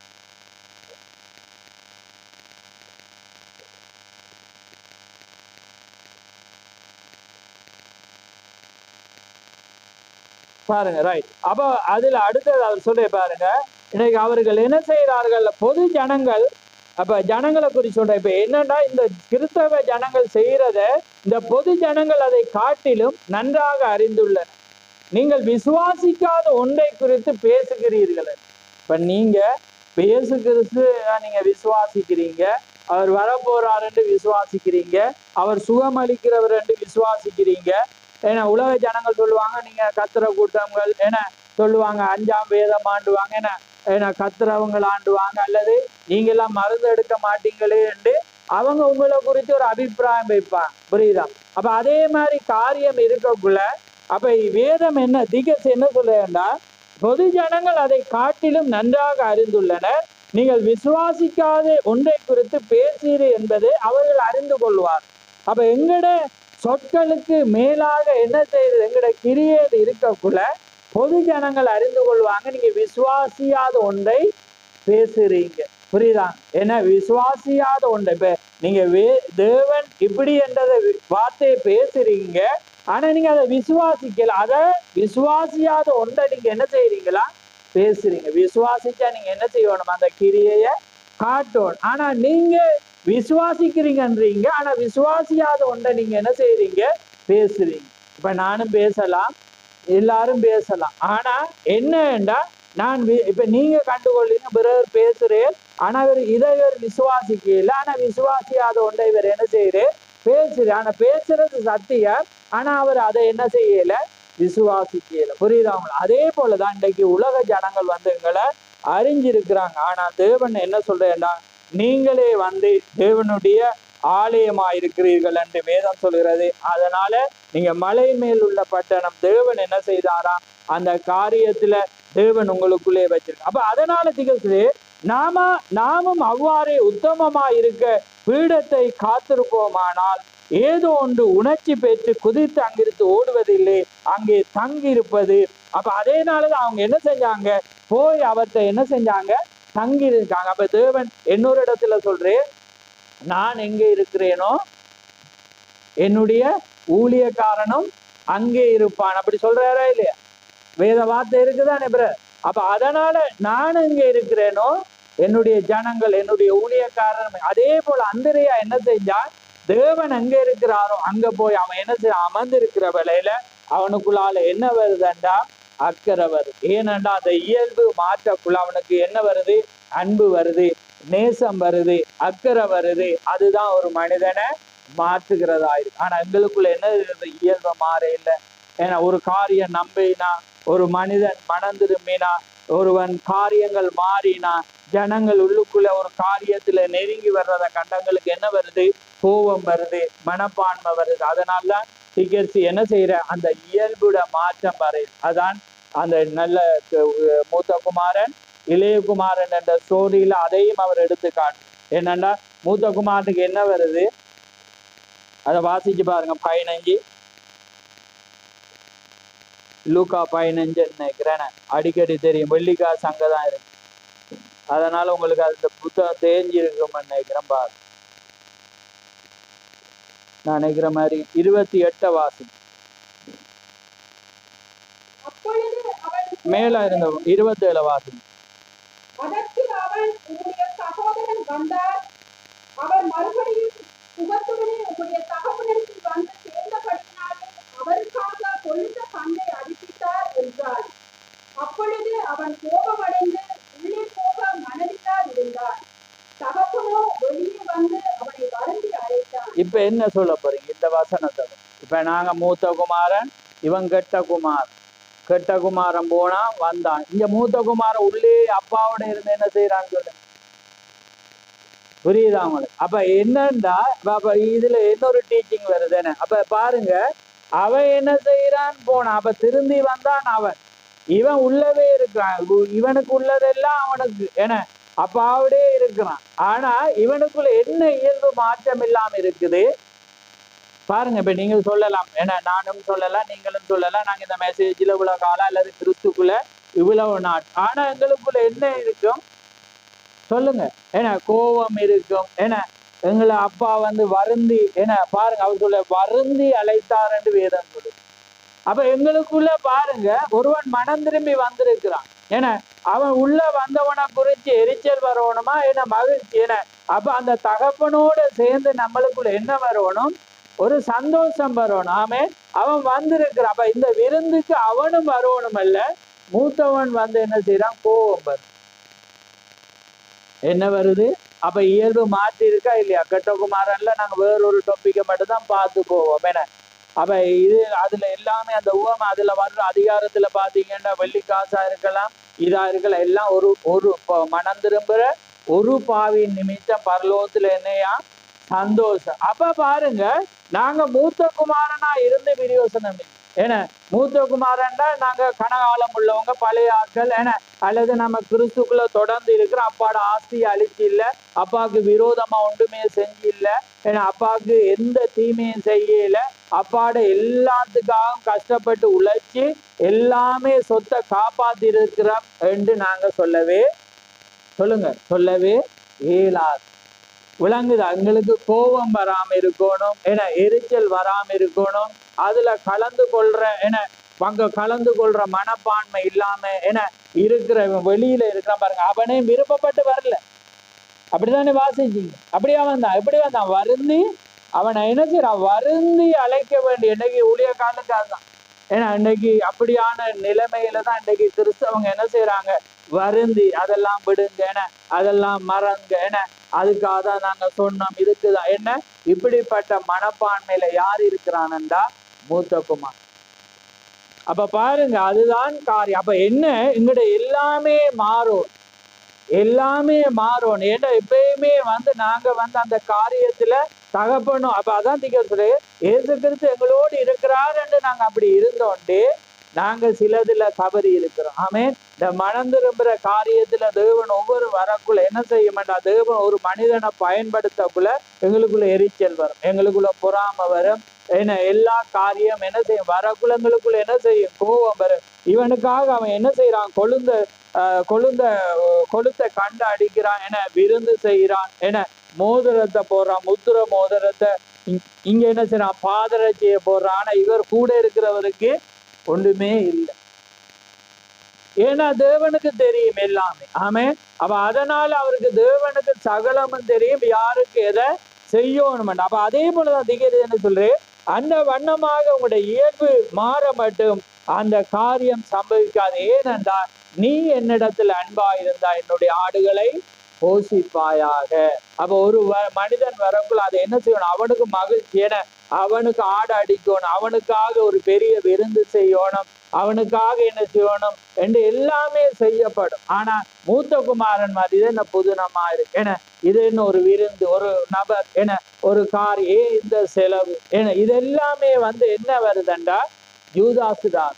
ஏன்னா யூதாசுக்கு அப்படிப்பட்ட ஒரு ஆவி இருந்துச்சு தானே. என்ன அவன் சொல்றான்னு சொல்லுங்க. நான் சொல்ற சிந்தையை பிடிச்சிருந்தா சொல்லுங்க டக்கன். சொல்லுங்க டக்கன். ரைட். பரிமள தைலத்தை வரக்குள்ள அவன் என்ன சொல்றான்டா? என்ன சொன்னான்? இதெல்லாம் வித்து சரித்திரத்துக்கு என்ன செஞ்சிருக்கலாம்? கொடுத்திருக்கலாம் ஒரு ஐடியா வந்துச்சு. நல்லதா இல்லையான்னு சொல்லுங்க. ஆனா தேவன் அதை பார்த்தாரா? ஆனா அவர் முன்னுக்கு சங்கீதத்துல சொல்றேன், நான் தான் உலகத்துல எல்லாமே நான் வச்சிருக்கிறேன், ஏன்னா என்னட்ட உங்களோட ஒன்றுமே வேணாம், அப்படித்தானே அவர் சொல்றேன். ஆனா அவர் என்ன செய்கிறார்? அந்த காரியத்தை அவர் விலை உயர்ந்த கொண்டு வரக்குள்ள அவர் அதை ஏற்றுக்கொள்றார். ஏனென்றா அது அவளோட உகந்ததால அன்பால வர்ற ஒன்றா இருந்துச்சு. புரியுதா உங்களுக்கு? அப்ப தேவன் அதை எதிர்பார்க்கிறார் என்று வேதம் சொல்லு.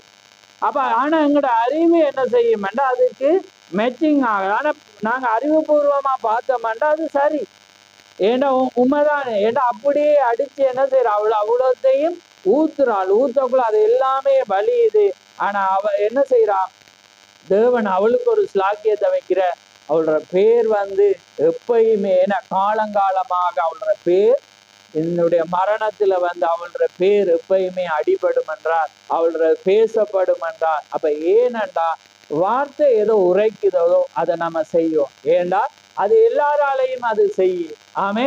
அது தேவனுடைய வார்த்தை எதுண்டா நம்ம அதை தான் நாங்க செய்யும். வார்த்தை எதை உரைக்குதுண்டா அவன் மனம் திரும்பி வந்திருப்பான், இந்த கெட்ட குமாரன் சிந்திச்சிருப்பான். ஏன்னா இவன் எவ்வளவு ஆசை எவ்வளவு செய்தா திரும்ப ஒரு செலவாண்டதை அவன் சிந்திச்சிருப்பான். ஆனா தேவன் என்ன சொல்ற? மன்னிப்பண்டா மன்னிப்பு முடியும். ஏன்னா அவன் மனம் திரும்பி வந்தா அவன் உண்மையான மனம் திரும்புதலுக்கு வர மட்டும் காத்திருக்கணும் உண்ட எண்ணம் வரக்கூடாது, நீ உடனே மன்னிக்கணும். அப்படிதான் அவர் சொன்னார். ஆமே. நாங்க என்ன செய்வோம்டா? அதை என்ன செய்வோம்? வர மட்டும் காத்திருப்போம். ஏன்னா நாம இப்படி ஒரு காரியத்துல இருப்போம்டா எல்லாமே என்ன செஞ்சிடும்? ஃபெயில் ஆயிரும். புரியுதா உங்களுக்கு? அப்ப அப்படிப்பட்ட காரியம் நீங்கள் மறித்து மறுபடியும் உயிரோடு எழும்பும் வரைக்கும் அங்கேயே தங்கிருக்கு. அப்ப நாங்க என்ன செய்யணும்னா மறித்து தேவனோடு உன்னதங்களிலே நாங்கள் அவரோடு இருக்கிறோம் என்ற உட்காரவும் செய்தார் என்று வேதம் சொல்லுது. அப்ப அதே போல தேவனுக்குள்ளாக நீங்கள் மரித்து மறுபடியும் உயிரோடு எழும்பு பறிக்கும் அங்கே தங்கிருங்கள். அப்பொழுது நீங்கள் மாய்மாலக்காரனாக நீங்கள் தண்ணீருக்குள் செல்ல மாட்டீர்கள். அவர் உங்களுக்காக மரித்தார் என்றும் நீங்கள் அவரோடு கூட மரித்தீர்கள் என்றும் நீங்கள் அவரோடு கூட எழும்ப தண்ணீர்கள் செல்லீர்கள் என்பதை அறிந்திருப்பீர்கள். அவர் மரித்து மறுபடியும் எழுந்திருந்தார் என்று நீங்கள் அவரோடு கூட மரித்து ஏற்கனவே எழும்பப்பட்டிருக்கிறீர்கள். இப்பொழுது நீங்கள் உன்னதங்களிலே உட்கார்ந்து கொண்டு ஆடுகளின் ஆகாரத்தை புசித்து கொண்டிருக்கிறீர்கள். ஆமென். தேவன் என்ன செய்யறாங்கள, உன்னதங்கள் எங்களுக்கு ஒரு தியோபனியை கொடுத்து இப்ப அவங்களோட ஆத்மா அவரோட என்ன செய்யிருக்கு, உன்னதங்களிலே வீற்றிருக்கிறபடினால தேவன் என்ன செய்யற, ஆடுகளின் உன்னதங்களில உட்கார்ந்து கொண்டு ஆடுகளின் ஆகாரத்தை சாப்பிட்டு கொண்டிருக்காமே அந்த சாக்கியத்தை தேவன் தந்திருக்கிறார். ஏனென்றால் நாங்க அவரிடத்திலே தரித்திருந்து அவருடைய வார்த்தை எதை உரைக்கிறதோ நாங்க அதையே அப்படி செய்யும். ஆமே. அதனாலதான் தேவனுடைய ஏவாளுக்கு சொல்லப்பட்டது அந்த வார்த்தை எது, நீ அதை செய்ய வேண்டாம் என்றா அது என்ன செய்யறது, முடிந்து போன ஒன்றாயிருக்கு. அப்ப அதே போல வேதத்துல திக சொல்றே ஒவ்வொரு வார்த்தை எழுதி இருந்தா அதை நாங்க செய்ய வேண்டியதுங்கிற கடமை. புரியுதாங்களா? அதை தான் இன்னைக்கு பிள்ளைகளுக்கு நாங்க யோசிப்பதை பார்க்கல. அவன் சொல்றான், நீங்க பயப்பட வேண்டாம், ஜீவரட்சனை அடையும்படி தேவன் உங்களுக்கு முன்னமே என்ன தேவன் அனுப்பினார். நீங்கள் என்ன தள்ளி விடவில்லை, தேவனே என்ன தள்ளி அங்க கொண்டு போனார். ஆனா இயற்கையின்படி எப்படி இருக்கு, எங்கடா அது அவங்கதான் அவனை புலியில தள்ளுறாங்க. ஆனா அவன் சொல்ற, நீங்க என்ன தள்ளி இல்ல, தேவன் என்ன தள்ளி, ஏன்னா உங்களை காப்பாத்த தேவன். அப்ப புரியுதா உங்களுக்கு? அப்ப அதனாலதான் நாங்க தேவண்ட வார்த்தைக்காக தேவண்ட காரியத்தில் இருக்க நாங்க செய்ய வேண்டிய கடமை தேவனுடைய வார்த்தை தான். அதான் சொல்றேன், இந்த லோத்து இவன் என்ன செய்தான், இவனுக்கு எதிராக செயற்பட்டு என்ன செய்யறான், நிறைய வளமான ஒன்றை பெற்றுக்கொண்டு வளமாக வாழ்ந்து என்ன செய்யறான், போயிட்டான். இப்ப அங்க அவன் பிடிபட்டான் என்று கேள்விப்பட்டோன இவன் என்ன செய்யறான் என்று சொல்லுங்க, ஓடி போய் முழங்கால் படிட்டு ஜெபிச்சானா, ஆண்டவரே இவனுக்கு போகணுமா, ஏன்னா இவனை நான் விடுதலை ஆக்கணுமான்னு செய்தானா? இல்லை. அவன் என்ன செய்தான், எந்த காரணம் பார்க்கல. ஏனென்றா இவன் தான் ஜீவரட்சனை என்ன செய்யலாம், செய்யலாம். வேத வார்த்தை என்ன செய்யுதுன்ற இதை செய்யண்டா நாம எதுக்கும் பார்க்கிறோம். அதானே மோசேறதுக்கு மாதிரி சொல்றேன். மோசைக்கு என்ன சொன்னேன், இப்ப மோசை வந்து என்ன செய்தான், இதுல வந்து நின்று போட்டு என்ன செஞ்சான், இவன் தேவன்ட வந்து ஆண்டவரே வழி மறைஞ்சிச்சு. அவர் என்ன சொல்ற, நீ ஏன் முறையிடுகிறாய். அப்ப தீர்க்கதரிசி என்ன சொல்றான், அவன் போய் முழங்கால் படி இருந்தா அது செல்லுபடியா இருக்குமா? இல்ல. ஏனண்டா வார்த்தை என்ன உரைக்குதுண்டா, நீங்க கடந்து போங்க, உங்களுக்கு பாதைகள் எல்லாம் என்ன செய்யும், எல்லாமே வழி திறக்கும், இதுதான் உங்களோட வழி, இதுதான் தேசம் என்று உங்களுக்கு அக்கினி ஸ்தம்பம் மேக ஸ்தம்பம் அங்கே கடந்து போறபடினால அந்த காரியம் என்ன செய்தது, எதை உரைத்ததோ அது அப்படியே காரியத்துல வந்துச்சு. அதுதான் தேவனுடைய வார்த்தை. நாம் பேசிக்கொண்டிருக்கும் சீமோனுடைய சகனாகிய அந்த மகத்தான அந்திரேயா தான் உறுதி கொள்ளும் வரைக்கும் இரவு முழுவதும் தங்கியிருந்தான். அவன் கரையில் சென்று கொண்டிருந்த போது இந்த மகத்தான தீர்க்கதரிசியாகிய யோவான் ஒருவர் வருகிறான். நான் முன்னமே சொன்னது போல பாருங்க, அதை எல்லாமே செய்தான். எனவே யோவான் உறுதி கொண்டு பிரசங்க செய்ய தொடங்கினான். அந்திரியா கூட்டத்துக்கு வருவது வழக்கம். ஆனா முன்னமே சொன்னது போல அதனாலே அவன் என்ன சொல்றான், இதோ உலகத்தின் பாவத்தை சுமந்து தீர்க்கிற தேவ ஆட்டுக்குட்டி என்று சொன்னோன்னே எதுவுமே பார்த்து என்ன நடக்கிறது, அப்படியே அங்கே கடந்து போனான். 96வது பந்தியில அவர் என்ன சொல்றார், நீ வந்து பார், ஒரு அருமையான அழைப்பு, வந்து பாருங்கள்.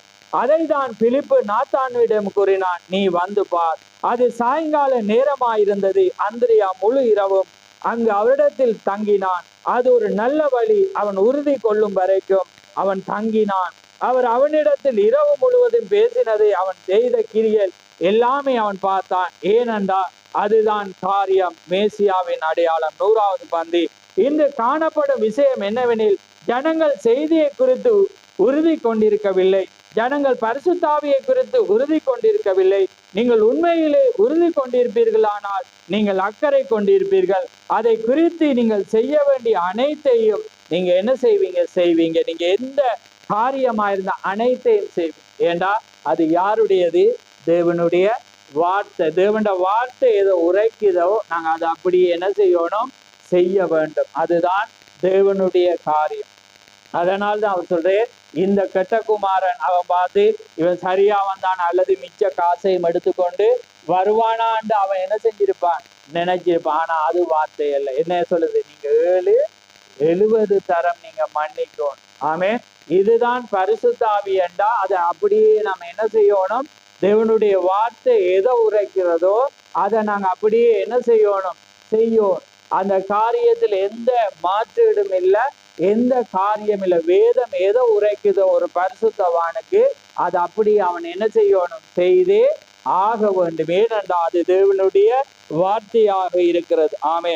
ஒரு சமயம் நாங்கள் கூட்டம் நடத்தி கொண்டிருந்தோம். அங்கே ஒரு விவசாயி ரட்சிக்கப்பட்டு பரிசுத்த ஆவியை பெற்றுக்கொண்டார். விவசாயி சொல்ற அவருக்கு இந்த அனுபவம் ஒரு மோட்டார் வாகனம் தவிர வேறொன்றும் இருக்கவில்லை. அவர் அநேகரை தன் வாகனத்தில் ஏற்றுக்கொண்டு கூட்டத்துக்கு கொண்டு வந்தார். அவர்கள் 30 பேர் பரிசுத்த ஆவியை பெற்றுக்கொண்டனர். அவர் ஏன் இப்படி செய்தார்? அவர் உறுதி கொண்டார். அவர் உறுதி கொண்ட போது அக்கறை கொண்டார். அவருடைய சிறு மகள் சுகம் பெற்றால் ஒவ்வொரு இரவும் அவர் வாகனம் நிறைய நோயாளிகளையும் எல்லாவிடமிருந்து கொண்டு வந்தார். 30 பேர் பரிசுத்த ஆவியை பெற்றனர். பாருங்கள், அது சரி என்று அவர் உறுதி கொண்டார். எனவே மற்றவர்களை குறித்து அக்கறை கொண்டார். இயேசு சீக்கிரமாய் வரப்போகிறார் என்று நாம் உறுதி கொண்டிருப்போமானால் இழந்து போனவர்களை குறித்து நாம் அக்கறை கொண்டிருப்போம். சுவிசேஷத்தை வெளியே அனுப்ப நம்மால் இயன்றவரை அனைத்தையும் நாம் செய்வோம். அப்ப பாருங்க, அந்த விவசாயி என்ன செய்யறார்? ரட்சிக்கப்படுற அதுக்கு ஒரு மகள் என்ன செய்தார்? சுகமானால் சுகமானதால அவர் பரிசுத்த ஆவியை பெறார். பரிசுத்த ஆவியை பெற்றோன தனக்கு இருந்த மோட்டார் வாகனத்தை என்ன செய்து அந்த வாகனத்தை கொண்டு எல்லாரையும் என்ன செய்து கூட்டி கொண்டு வந்து அதுக்கு பிற்பாடு என்ன செய்யற ஒவ்வொரு கூட்டத்துக்கும் அவர் என்ன செய்யற அவரோட வேலை என்ன? தனக்கு ஒரு வாகனம் இருக்கிறபடியினால ஒவ்வொரு முறையும் அவர் என்ன செய்து அந்த ஜனங்களை அவர் ஒரு அறிவுபூர்வமான ஒன்றை பெற்றிருந்து அவர் எதை சிந்திச்சிருப்பேன்னு சொல்லுங்க. ஏன் ஜனங்கள் அவங்களையும் என ஆசீர்வதிச்சிருக்கேதான், ஏன்னா அவங்களுக்கும் பணம் இருக்குதான், ஏன்னா அவங்க ஏதாவது ஒன்று முயற்சி என்ன செய்யக்கூடாதான், ஏன்னா அல்லது அவங்க ஒரு கஷ்டமா என்று அவர் சிந்திச்சிருப்பேரா இல்லையான்னு சொல்லுங்க. இப்ப நானும் நீங்களும் இருந்திருந்தா அதைதான் செஞ்சிருப்போம். எங்கட அறிவு என்ன செஞ்சிருக்கோம்? அவங்களோட இயல்பை பார்க்க வைக்கும். அப்ப அந்த இயல்பை பார்க்க வைக்கக்குள்ள அது என்ன செய்யுமெண்டா வெளி தோட்டத்துல எல்லாமே எப்படி இருக்கும்? காரியமாயிருக்கு. அதனால என்ன செஞ்சிருவோம்? நாம நிறைய காரியத்துல என்ன செஞ்சிடும்? மிஸ் பண்ணிடும். ஆனா அவர் எதையும் பார்க்கல. என்ன செஞ்சு தான் பரிசுத்த ஆவியை பெற்றபடியா உனக்கு பணம் இருக்கா பணம் இல்லையா, உனக்கு வாகனம் இருக்கா இல்லையா, யார் யார் வரப்போறீங்க, ஏன்னா சில பேர் என்ன சொல்லுவாங்க, ஏன்னா சுயநலம் உள்ளவங்களும் இருப்பா. அப்ப அவங்க என்ன இவர வாகனம் போது அதனால ஏன்னா நாமளும் ஏறிட்டு போவோம்னு யோசிப்போம். ஆனா அவர் அதை பார்த்து அவர் என்னதா இருந்துருவே, அவர் இழக்கப்பட்டு போயிடும். புரியுதா உங்களுக்கு நான் சொல்ற மெசேஜ்? புரியுதா? வேதம் எதை உரைக்கிறதோ அதை நீங்க செய்யுங்க. இதுக்கு நீங்க ஜெபிக்கணும், இதுக்கு நீங்க என்ன செய்யணும், இதை நபரை கொண்டு வரணும், இதுக்கு நீங்க இதை வழி நடத்தணும் என்று போனீங்கன்னா நம்ம என்ன செஞ்சிருவோம்? இழக்கப்பட்டு போயிடுவோம். ரைட். அப்ப அதனால பாருங்க, அதனால அவர் என்ன சொல்றாருண்டா, எல்லா இடங்களையும் கொண்டு வந்தனர். 30 பேர் பரிசுத்த ஆவியை பெற்றனர். அதுக்கு பிற்பாடு என்ன செய்ய? எனவே அவர் மற்றவர்களை குறித்து அக்கறை கொண்டார். இயேசு சீக்கிரமாய் வரப்போறார் என்ற காரியத்தில் அது இருந்தபடினால் அந்த காரியம் அங்கே என்ன செய்தது? சம்பவித்தது. அப்படியே பாருங்க. அதுக்கு பிற்பாடு பாருங்க, அவர் என்ன சொல்றார்? யாக்கோபு எனக்கு உதவி அவசியமில்லை என்றார். ஏனென்றால் அவன் பற்றி கொண்ட தேவனை அவனை பாதுகாக்க வல்லவராயிருக்கிறார் என்று அவன் என்ன செய்தானா? உறுதி கொண்டான். அப்ப பாருங்க, எந்த நம்பிக்கையை நாங்க மற்றவரை ஏன் நம்பிட்டு இருக்கிறோம்டா, அந்த நம்பிக்கை எப்ப வருமெண்டா நாங்க பரிசுத்த ஆவியை பெறாத மாட்டோம். ஆனா பெற்றுக்கொண்டோம்டா என்ன வராது? ஆமே, அந்த நம்பிக்கை வருது தேவன் இல்லை. அதுக்கு பிற்பாடு அவன் என்ன செய்ய இல்லையா? அதை பெற. அப்ப அதுக்காக நாங்க என்ன செய்யணும்டா, அதாலதான் தீக்க சொல்லு, நீங்க ஆடுகளை மேய்ப்பாயாக, நீங்க பரிசுத்த ஆவியை பெற்றுக்கொண்டா நீங்க சோர்ந்து போனவர்கள் விசுவாசத்துல குலைந்தவர்களுக்கு அவங்க பலவீனமா தான் இருப்பான். அவங்க பல கற்பனை. ஆனா நாங்க என்ன செய்யணும்? நாங்க அதை கொண்டு வரோம். அதுதான் மெசேஜாய் இருக்கிறது. ஆமே. அப்ப பாருங்க, உன்னை பற்றி கொண்ட தேவன் உன் இருதயத்தை மாற்றி உன்னை கிறிஸ்து இயேசுவில் புது சிருஷ்டியாக்குவார் என்று உறுதி கொள். வியாதியோ மரணமோ எதுவானாலும் வரட்டும், அவர் முன்பு போல உன்னை பாதுகாப்பார் என்று உறுதி கொண்டிரு. அவர் உனக்கு அதை செய்வார். அதே போலதான் அங்கே அப்படியே அவர் பல காரியத்தை சொல்றார். நாங்க நிறைய காரியம் பார்த்திருக்கிறோம். அதனால அங்கே நாங்க சம்கார குறிச்சு சொல்றேன். அதே போல பாருங்க 115 அவர் ஆதி சபையில் அவர் போதகரை அனுப்புவதற்கு இன்றைக்கும் அவர்கள் அனுப்புவதற்கும் எவ்வளவு வித்தியாசம். ஆதி தேவன் போதகர்களை அனுப்புவதற்கும் இந்து தேவன் போதகர்களை அனுப்புவதற்கும் நிறைய வித்தியாசம். ஏனென்றால் வித்தியாசம் அது 10 ஆண்டுகளுக்கு காத்திருக்கவில்லை, 10 நாட்கள் மாத்திரமே. நான் அதான் முன்பு சொன்னது போல அவங்க போய் இப்ப என்ன செய்யறாங்க, பைபிள் காலேஜில் படிக்கிறாங்க, அதுக்காக 10 ஆண்டுகள் என்ன செய்யறாங்க, ஜெபிக்கிறாங்க, காரியங்களை செய்யறாங்க. அப்ப பாருங்க அவர்கள் அனுப்புவதற்கு எவ்வளவு வித்தியாசம். அவர்கள் 10 ஆண்டுகள் காத்திருக்கவில்லை, 10 நாட்கள். எந்த 10 நாட்கள்? பெந்தோகோசே நாட்கள். ரைட், காத்திர நீங்கள் உறுதி கொள்ளும் அந்த 10 ஆண்டுகள் பிடிக்கும். ஆனால் இவர்களுக்கு 10 நாட்கள். ஏனென்றா பரிசுத்த ஆவியை பெற்ற பிற்பாடு அவங்க என்ன செய்யல, அவங்களுக்கு அது இல்லை. அதனால அவங்க என்ன செய்யறாங்க, அலங்கார வாசல்ல வாராங்க. என்ன சொல்றான், ஒருவன் கேட்கிறான். அப்ப தீகேசி என்ன சொல்றேன், அவங்க உடனே முட்டுக்கால இருந்து என்ன அவங்க என்ன ஜெபிச்சாங்களா அவங்களுக்கு. அவங்க என்ன சொன்னாங்க, வெள்ளியும் பொண்ணும் எங்களிடத்துல இல்லை, நசரனாகிய இயேசுவின் நாமத்தினாலே எழுது நட. அப்ப இந்த காரியம் ஏனென்றா இவங்களுக்குள்ள என்ன இருந்தது, அந்த அன்பு இருந்தது. ஆமே, என்னிடத்தில் அன்பா இருந்தா என்னுடைய ஆடுகளை போஷிப்பாயாக. அப்ப அதான் தீகேசி அந்த காரியம் அவங்களுக்குள்ள இருந்தது. அதனால பாருங்க அந்த வித்தியாசம். இப்ப பாருங்க 114 நீங்கள் மனோத்துவத்தையும் குறித்தும் ஒரு கால் உறுதி கொள்ளலாம். மனோத்துவத்தம் எங்கட மனதினாலே. ஆனால் முழங்கால் படியிட்டு முறையும் நீங்கள் அறிய வேண்டும். முழங்கால் படிகிற முறையையும் நீங்கள் 10 நாட்களில் அவர்கள் உறுதி கொண்டனர். அதன் பின்பு அவர்கள் மற்றவர்களை குறித்து அக்கறை கொண்டனர். அவர்களில் சிலர் கையப்பங்கூட இட தெரியவில்லை. அவர்கள் படிப்பறியில்லாதவர்கள், பேதம் உள்ளவர்கள். ஆனா அவங்க என்ன செய்தாங்க, அந்த காரியத்தை அப்படியே கொடுத்தாங்க. அது அடுத்த பந்தி, எனக்கு கல்வியை குறித்து கவலை கிடையாது. இயேசு கிறிஸ்து தேவனுடைய குமாரன் என்று நான் உறுதி கொண்டிருக்கிறேன். இது பரிசுத்த ஆவி என்று நான் உறுதி கொண்டிருக்கிறேன். அவர் சுகமளிக்கிறவர் என்று நான் உறுதி கொண்டிருக்கிறேன். அவர் இரட்சகர் என்று நான் உறுதி கொண்டிருக்கிறேன். அவர் வரப்போகிறார் என்று உறுதி கொண்டிருக்கிறேன். இதுதான் அது என்று நான் உறுதி கொண்டிருக்கிறேன். அதனாலே நான் நம்பிக்கை வைத்திருக்கிறேன் என்று அங்கே தீகேசி சொல்றார். அதே போல ஏதோ ஒன்று நடந்தது என்று நான் உறுதி கொண்டனர். அவர்கள் உறுதி கொண்ட பின்பு அக்கறை கொள்ள தொடங்கினர். மற்றவர்களுக்கு அவருடைய வார்த்தையை அறிவிக்க வேண்டும். அவர்கள் அக்கறை கொண்டனர், அவர்கள் உறுதி கொண்டனர் என்பதற்கு ஒரு நல்ல அடையாளம். அப்ப பாருங்க, அதுதான் தேவனுடைய காரியம். ஏனென்றால் அவர்கள் விசுவாசித்தார்கள், அது அப்படியே அவர்கள் செய்தார்கள். அந்த வார்த்தை அந்த மனிதனுக்குள்ளாக வர்ற வேளையில அவர்கள் அந்த வார்த்தையை அதான் அந்த பரிசுத்த, அதான் பெந்தகோசே நாட்கள்ல அதான் தீகேசி அங்க அனுப்பினதுக்கும் இப்ப அனுப்பினதுக்கும் நிறைய வித்தியாசம். இன்றைக்கு ஜனங்களுக்கும் அன்றைய ஜனங்களுக்கும் நிறைய வித்தியாசம். ஏனென்றா அதுக்கு ஒன்றே ஒன்று பரிசுத்த ஆவி. அதனாலதான் தேவனும் பேச சிலதை பேச இயலாது. பேசுறேன்னா நீங்க அந்த ஆவியை நீங்க என்ன செய்யணும், பெற்றுக்கொள்ளணும். அப்பதான் நாங்க என்ன செய்வோம், அதை முழு வார்த்தையும் அப்படியே நாங்க என்ன செய்வோம், விசுவாசிப்போம். அப்பதான் எங்களுக்கு என்ன செய்யும், பலன் கிடைக்கும். அதனால நான் ஒரு காரியத்தை மட்டும் வாசிச்சு நான் உங்களுக்கு முடிக்க போறேன். அப்போஸ்தலர் 4 என்று நினைக்கிறேன். அப்ப பாருங்க, இந்த தீகேசி அதை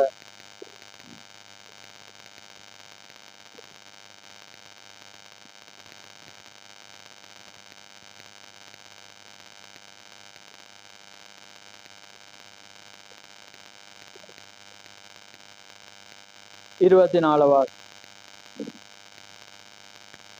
அவர்கள் அதை கேட்டு ஒருமனப்பட்டு தேவனை நோக்கி சத்தமிட்டு, கர்த்தாவே, நீர் வானத்தையும் பூமியையும் சமுத்திரத்தையும் அவைகளில் உள்ள யாவற்றையும் உண்டாக்கின தேவனாய் இருக்கிறீர். பிரஜாதிகள் கொந்தளித்து ஜனங்கள் இந்த காரியத்தை சிந்திப்பானே என்றும், கர்த்தருக்கு விரோதமாகவும் அவருடைய கிறிஸ்துவுக்கு விரோதமாகவும் பூமியின் ராஜாக்கள் எழும்பி நின்று அதிகாரிகள் ஏகமாய்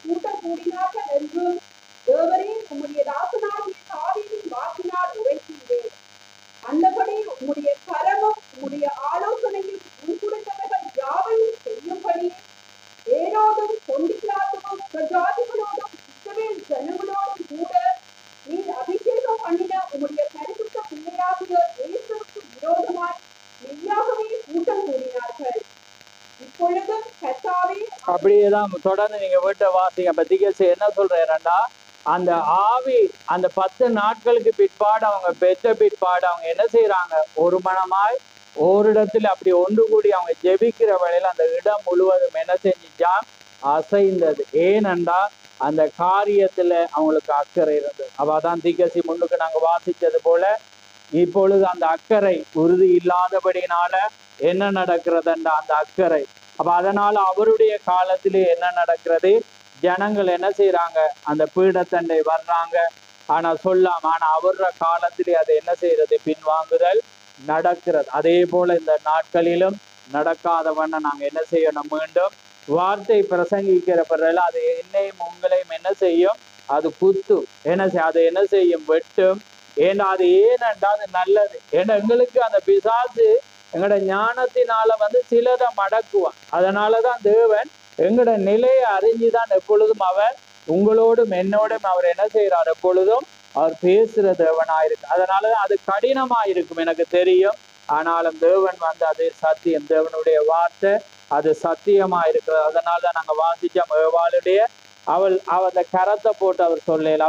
அவள் வேதம் என்ன சொல்லுது, ஏவாள் வஞ்சிக்கப்பட்டாள். உடனே ஏவாள் ஆதாமிட்ட என்ன சொல்றாள், தேவன் கேட்கும் போது பிசாசு என்னை வஞ்சித்தான் என்று அவள் சொல். அப்ப தேவனுக்கு அது தெரியும். ஆனா அவள் வேதம் என்ன சொல்லுதுண்டா, இத செய்யாத, இத செய். அப்படி என்ன நாங்க என்ன செய்யணும், அந்த வார்த்தைக்கு நாங்க என்ன செய்யணும், கடமைப்பட்டவளாக இருக்கிறோம். ஆனா இன்றைக்கு அதான் சொல்லி நாங்க அன்றைக்கு அந்த சுகம் அளிக்கிறதுல பார்த்தோம்.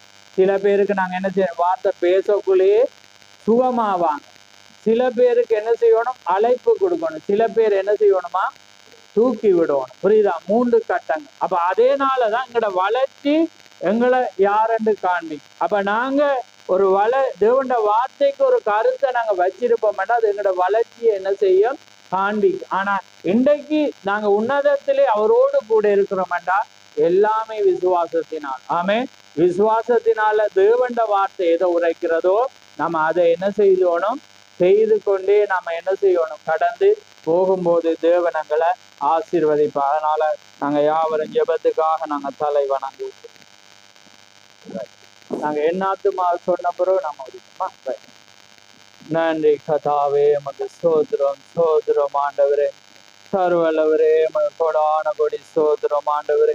அப்பா பிதாவே, எமக்கு சோதரம், ஜீவனுள்ளவரே, எமக்கு சோதரம் ஆண்டவரே, நேற்றும் என்றும் மாறாதவரே, எமக்கு சோதரம் சோதரம் சோதரம் சோதரம். மகா பேசமுள்ள பிதாவே, இந்த மகிமையான இந்த நேரத்துக்காக உமக்கு சோதரம். ஆம் கதாவே, இந்த மகிமையான இந்த நேரத்திலே கதாவே, உம்முடைய நேரமாக உம்முடைய வார்த்தையை குறித்து நாங்கள் பேசும்படியாக நீர் எங்களுக்கு கொடுத்த ஸ்லாக்கியத்துக்காக உமக்கு சோதரம். ஆம் கதாவே, இந்த நாளிலே நாங்கள் மீண்டுமாக அசை போடவும், இன்றைக்கு சபையானது எந்த நிலையில் இருக்கிறது என்பதை நாங்கள் கண்டுகொண்டு கதாவே ஆண்டவரே, நாங்கள் முன்னோக்கி செல்லத்தக்கதாக இந்த நாட்களிலே அக்கறை இல்லாத தன்மை ஆண்டவரே இருக்கிறதை நாங்கள் அறிந்திருக்கிறோம். அதனாலே இதிலே நாங்கள் எல்லாரும் குறைவுபட்டவர்களாக இருக்கிறோம். அதனாலே நாங்கள் இன்னும் அதிகமாய் உம்முடைய வார்த்தையிலே நாங்கள் உறுதி கொண்டு கத்தாவே ஆண்டவரே, உம்முடைய ஜனங்கள் மீது நாங்கள் அக்கறை கொள்ளத்தக்கதாக ஆண்டவரே, உம்முடைய வார்த்தை எதை உரைக்கிறதோ நாங்கள் அந்த வண்ணமான ஒரு அக்கறையோடு கத்தாவே, உம்முடைய வார்த்தை எதை உரைத்ததோ அதிலே நாங்கள் நிலைத்து நிற்கத்தக்கதாக ஆண்டவரே, நீர் எங்களோடு பேசின கிருபைக்காக உமக்கு சோதரம். பிசாசு பல வழிகளையும் பல காரியங்களையும் வைத்து கத்தாவே எங்களை பின்னிட்டு செல்லத்தக்கதாக அவன் காரியங்களை செய்வான். ஏனென்றால் அவன் அதிக தந்திரம் உள்ளவனும் அதிக ஆண்டவரே அவன் ஞானம் உள்ளவனுமாக இருக்கிறான் என்று உடைய வார்த்தை அங்கே உங்களுக்கு உரைக்கிறதை நாங்கள் பார்க்கிறோம். அவன் உம்மோடு கூட இருந்தபடியினாலே அவன் எல்லா வித்தைகளையும் சகலவற்றையும் அவன் அறிந்தவனாயிருக்கிறான். அவன் ஞானத்தினாலே கதாவே எங்களை வழி தவற பண்ணுகிறவனாயிருக்கிறான். ஆனால் உம்முடைய வார்த்தையோ அது சத்தியமாயிருக்கிறது. அதை எது உரைத்ததோ நாங்கள் அதை செய்ய கடமைப்பட்டவர்களாக இருக்கிறோம்.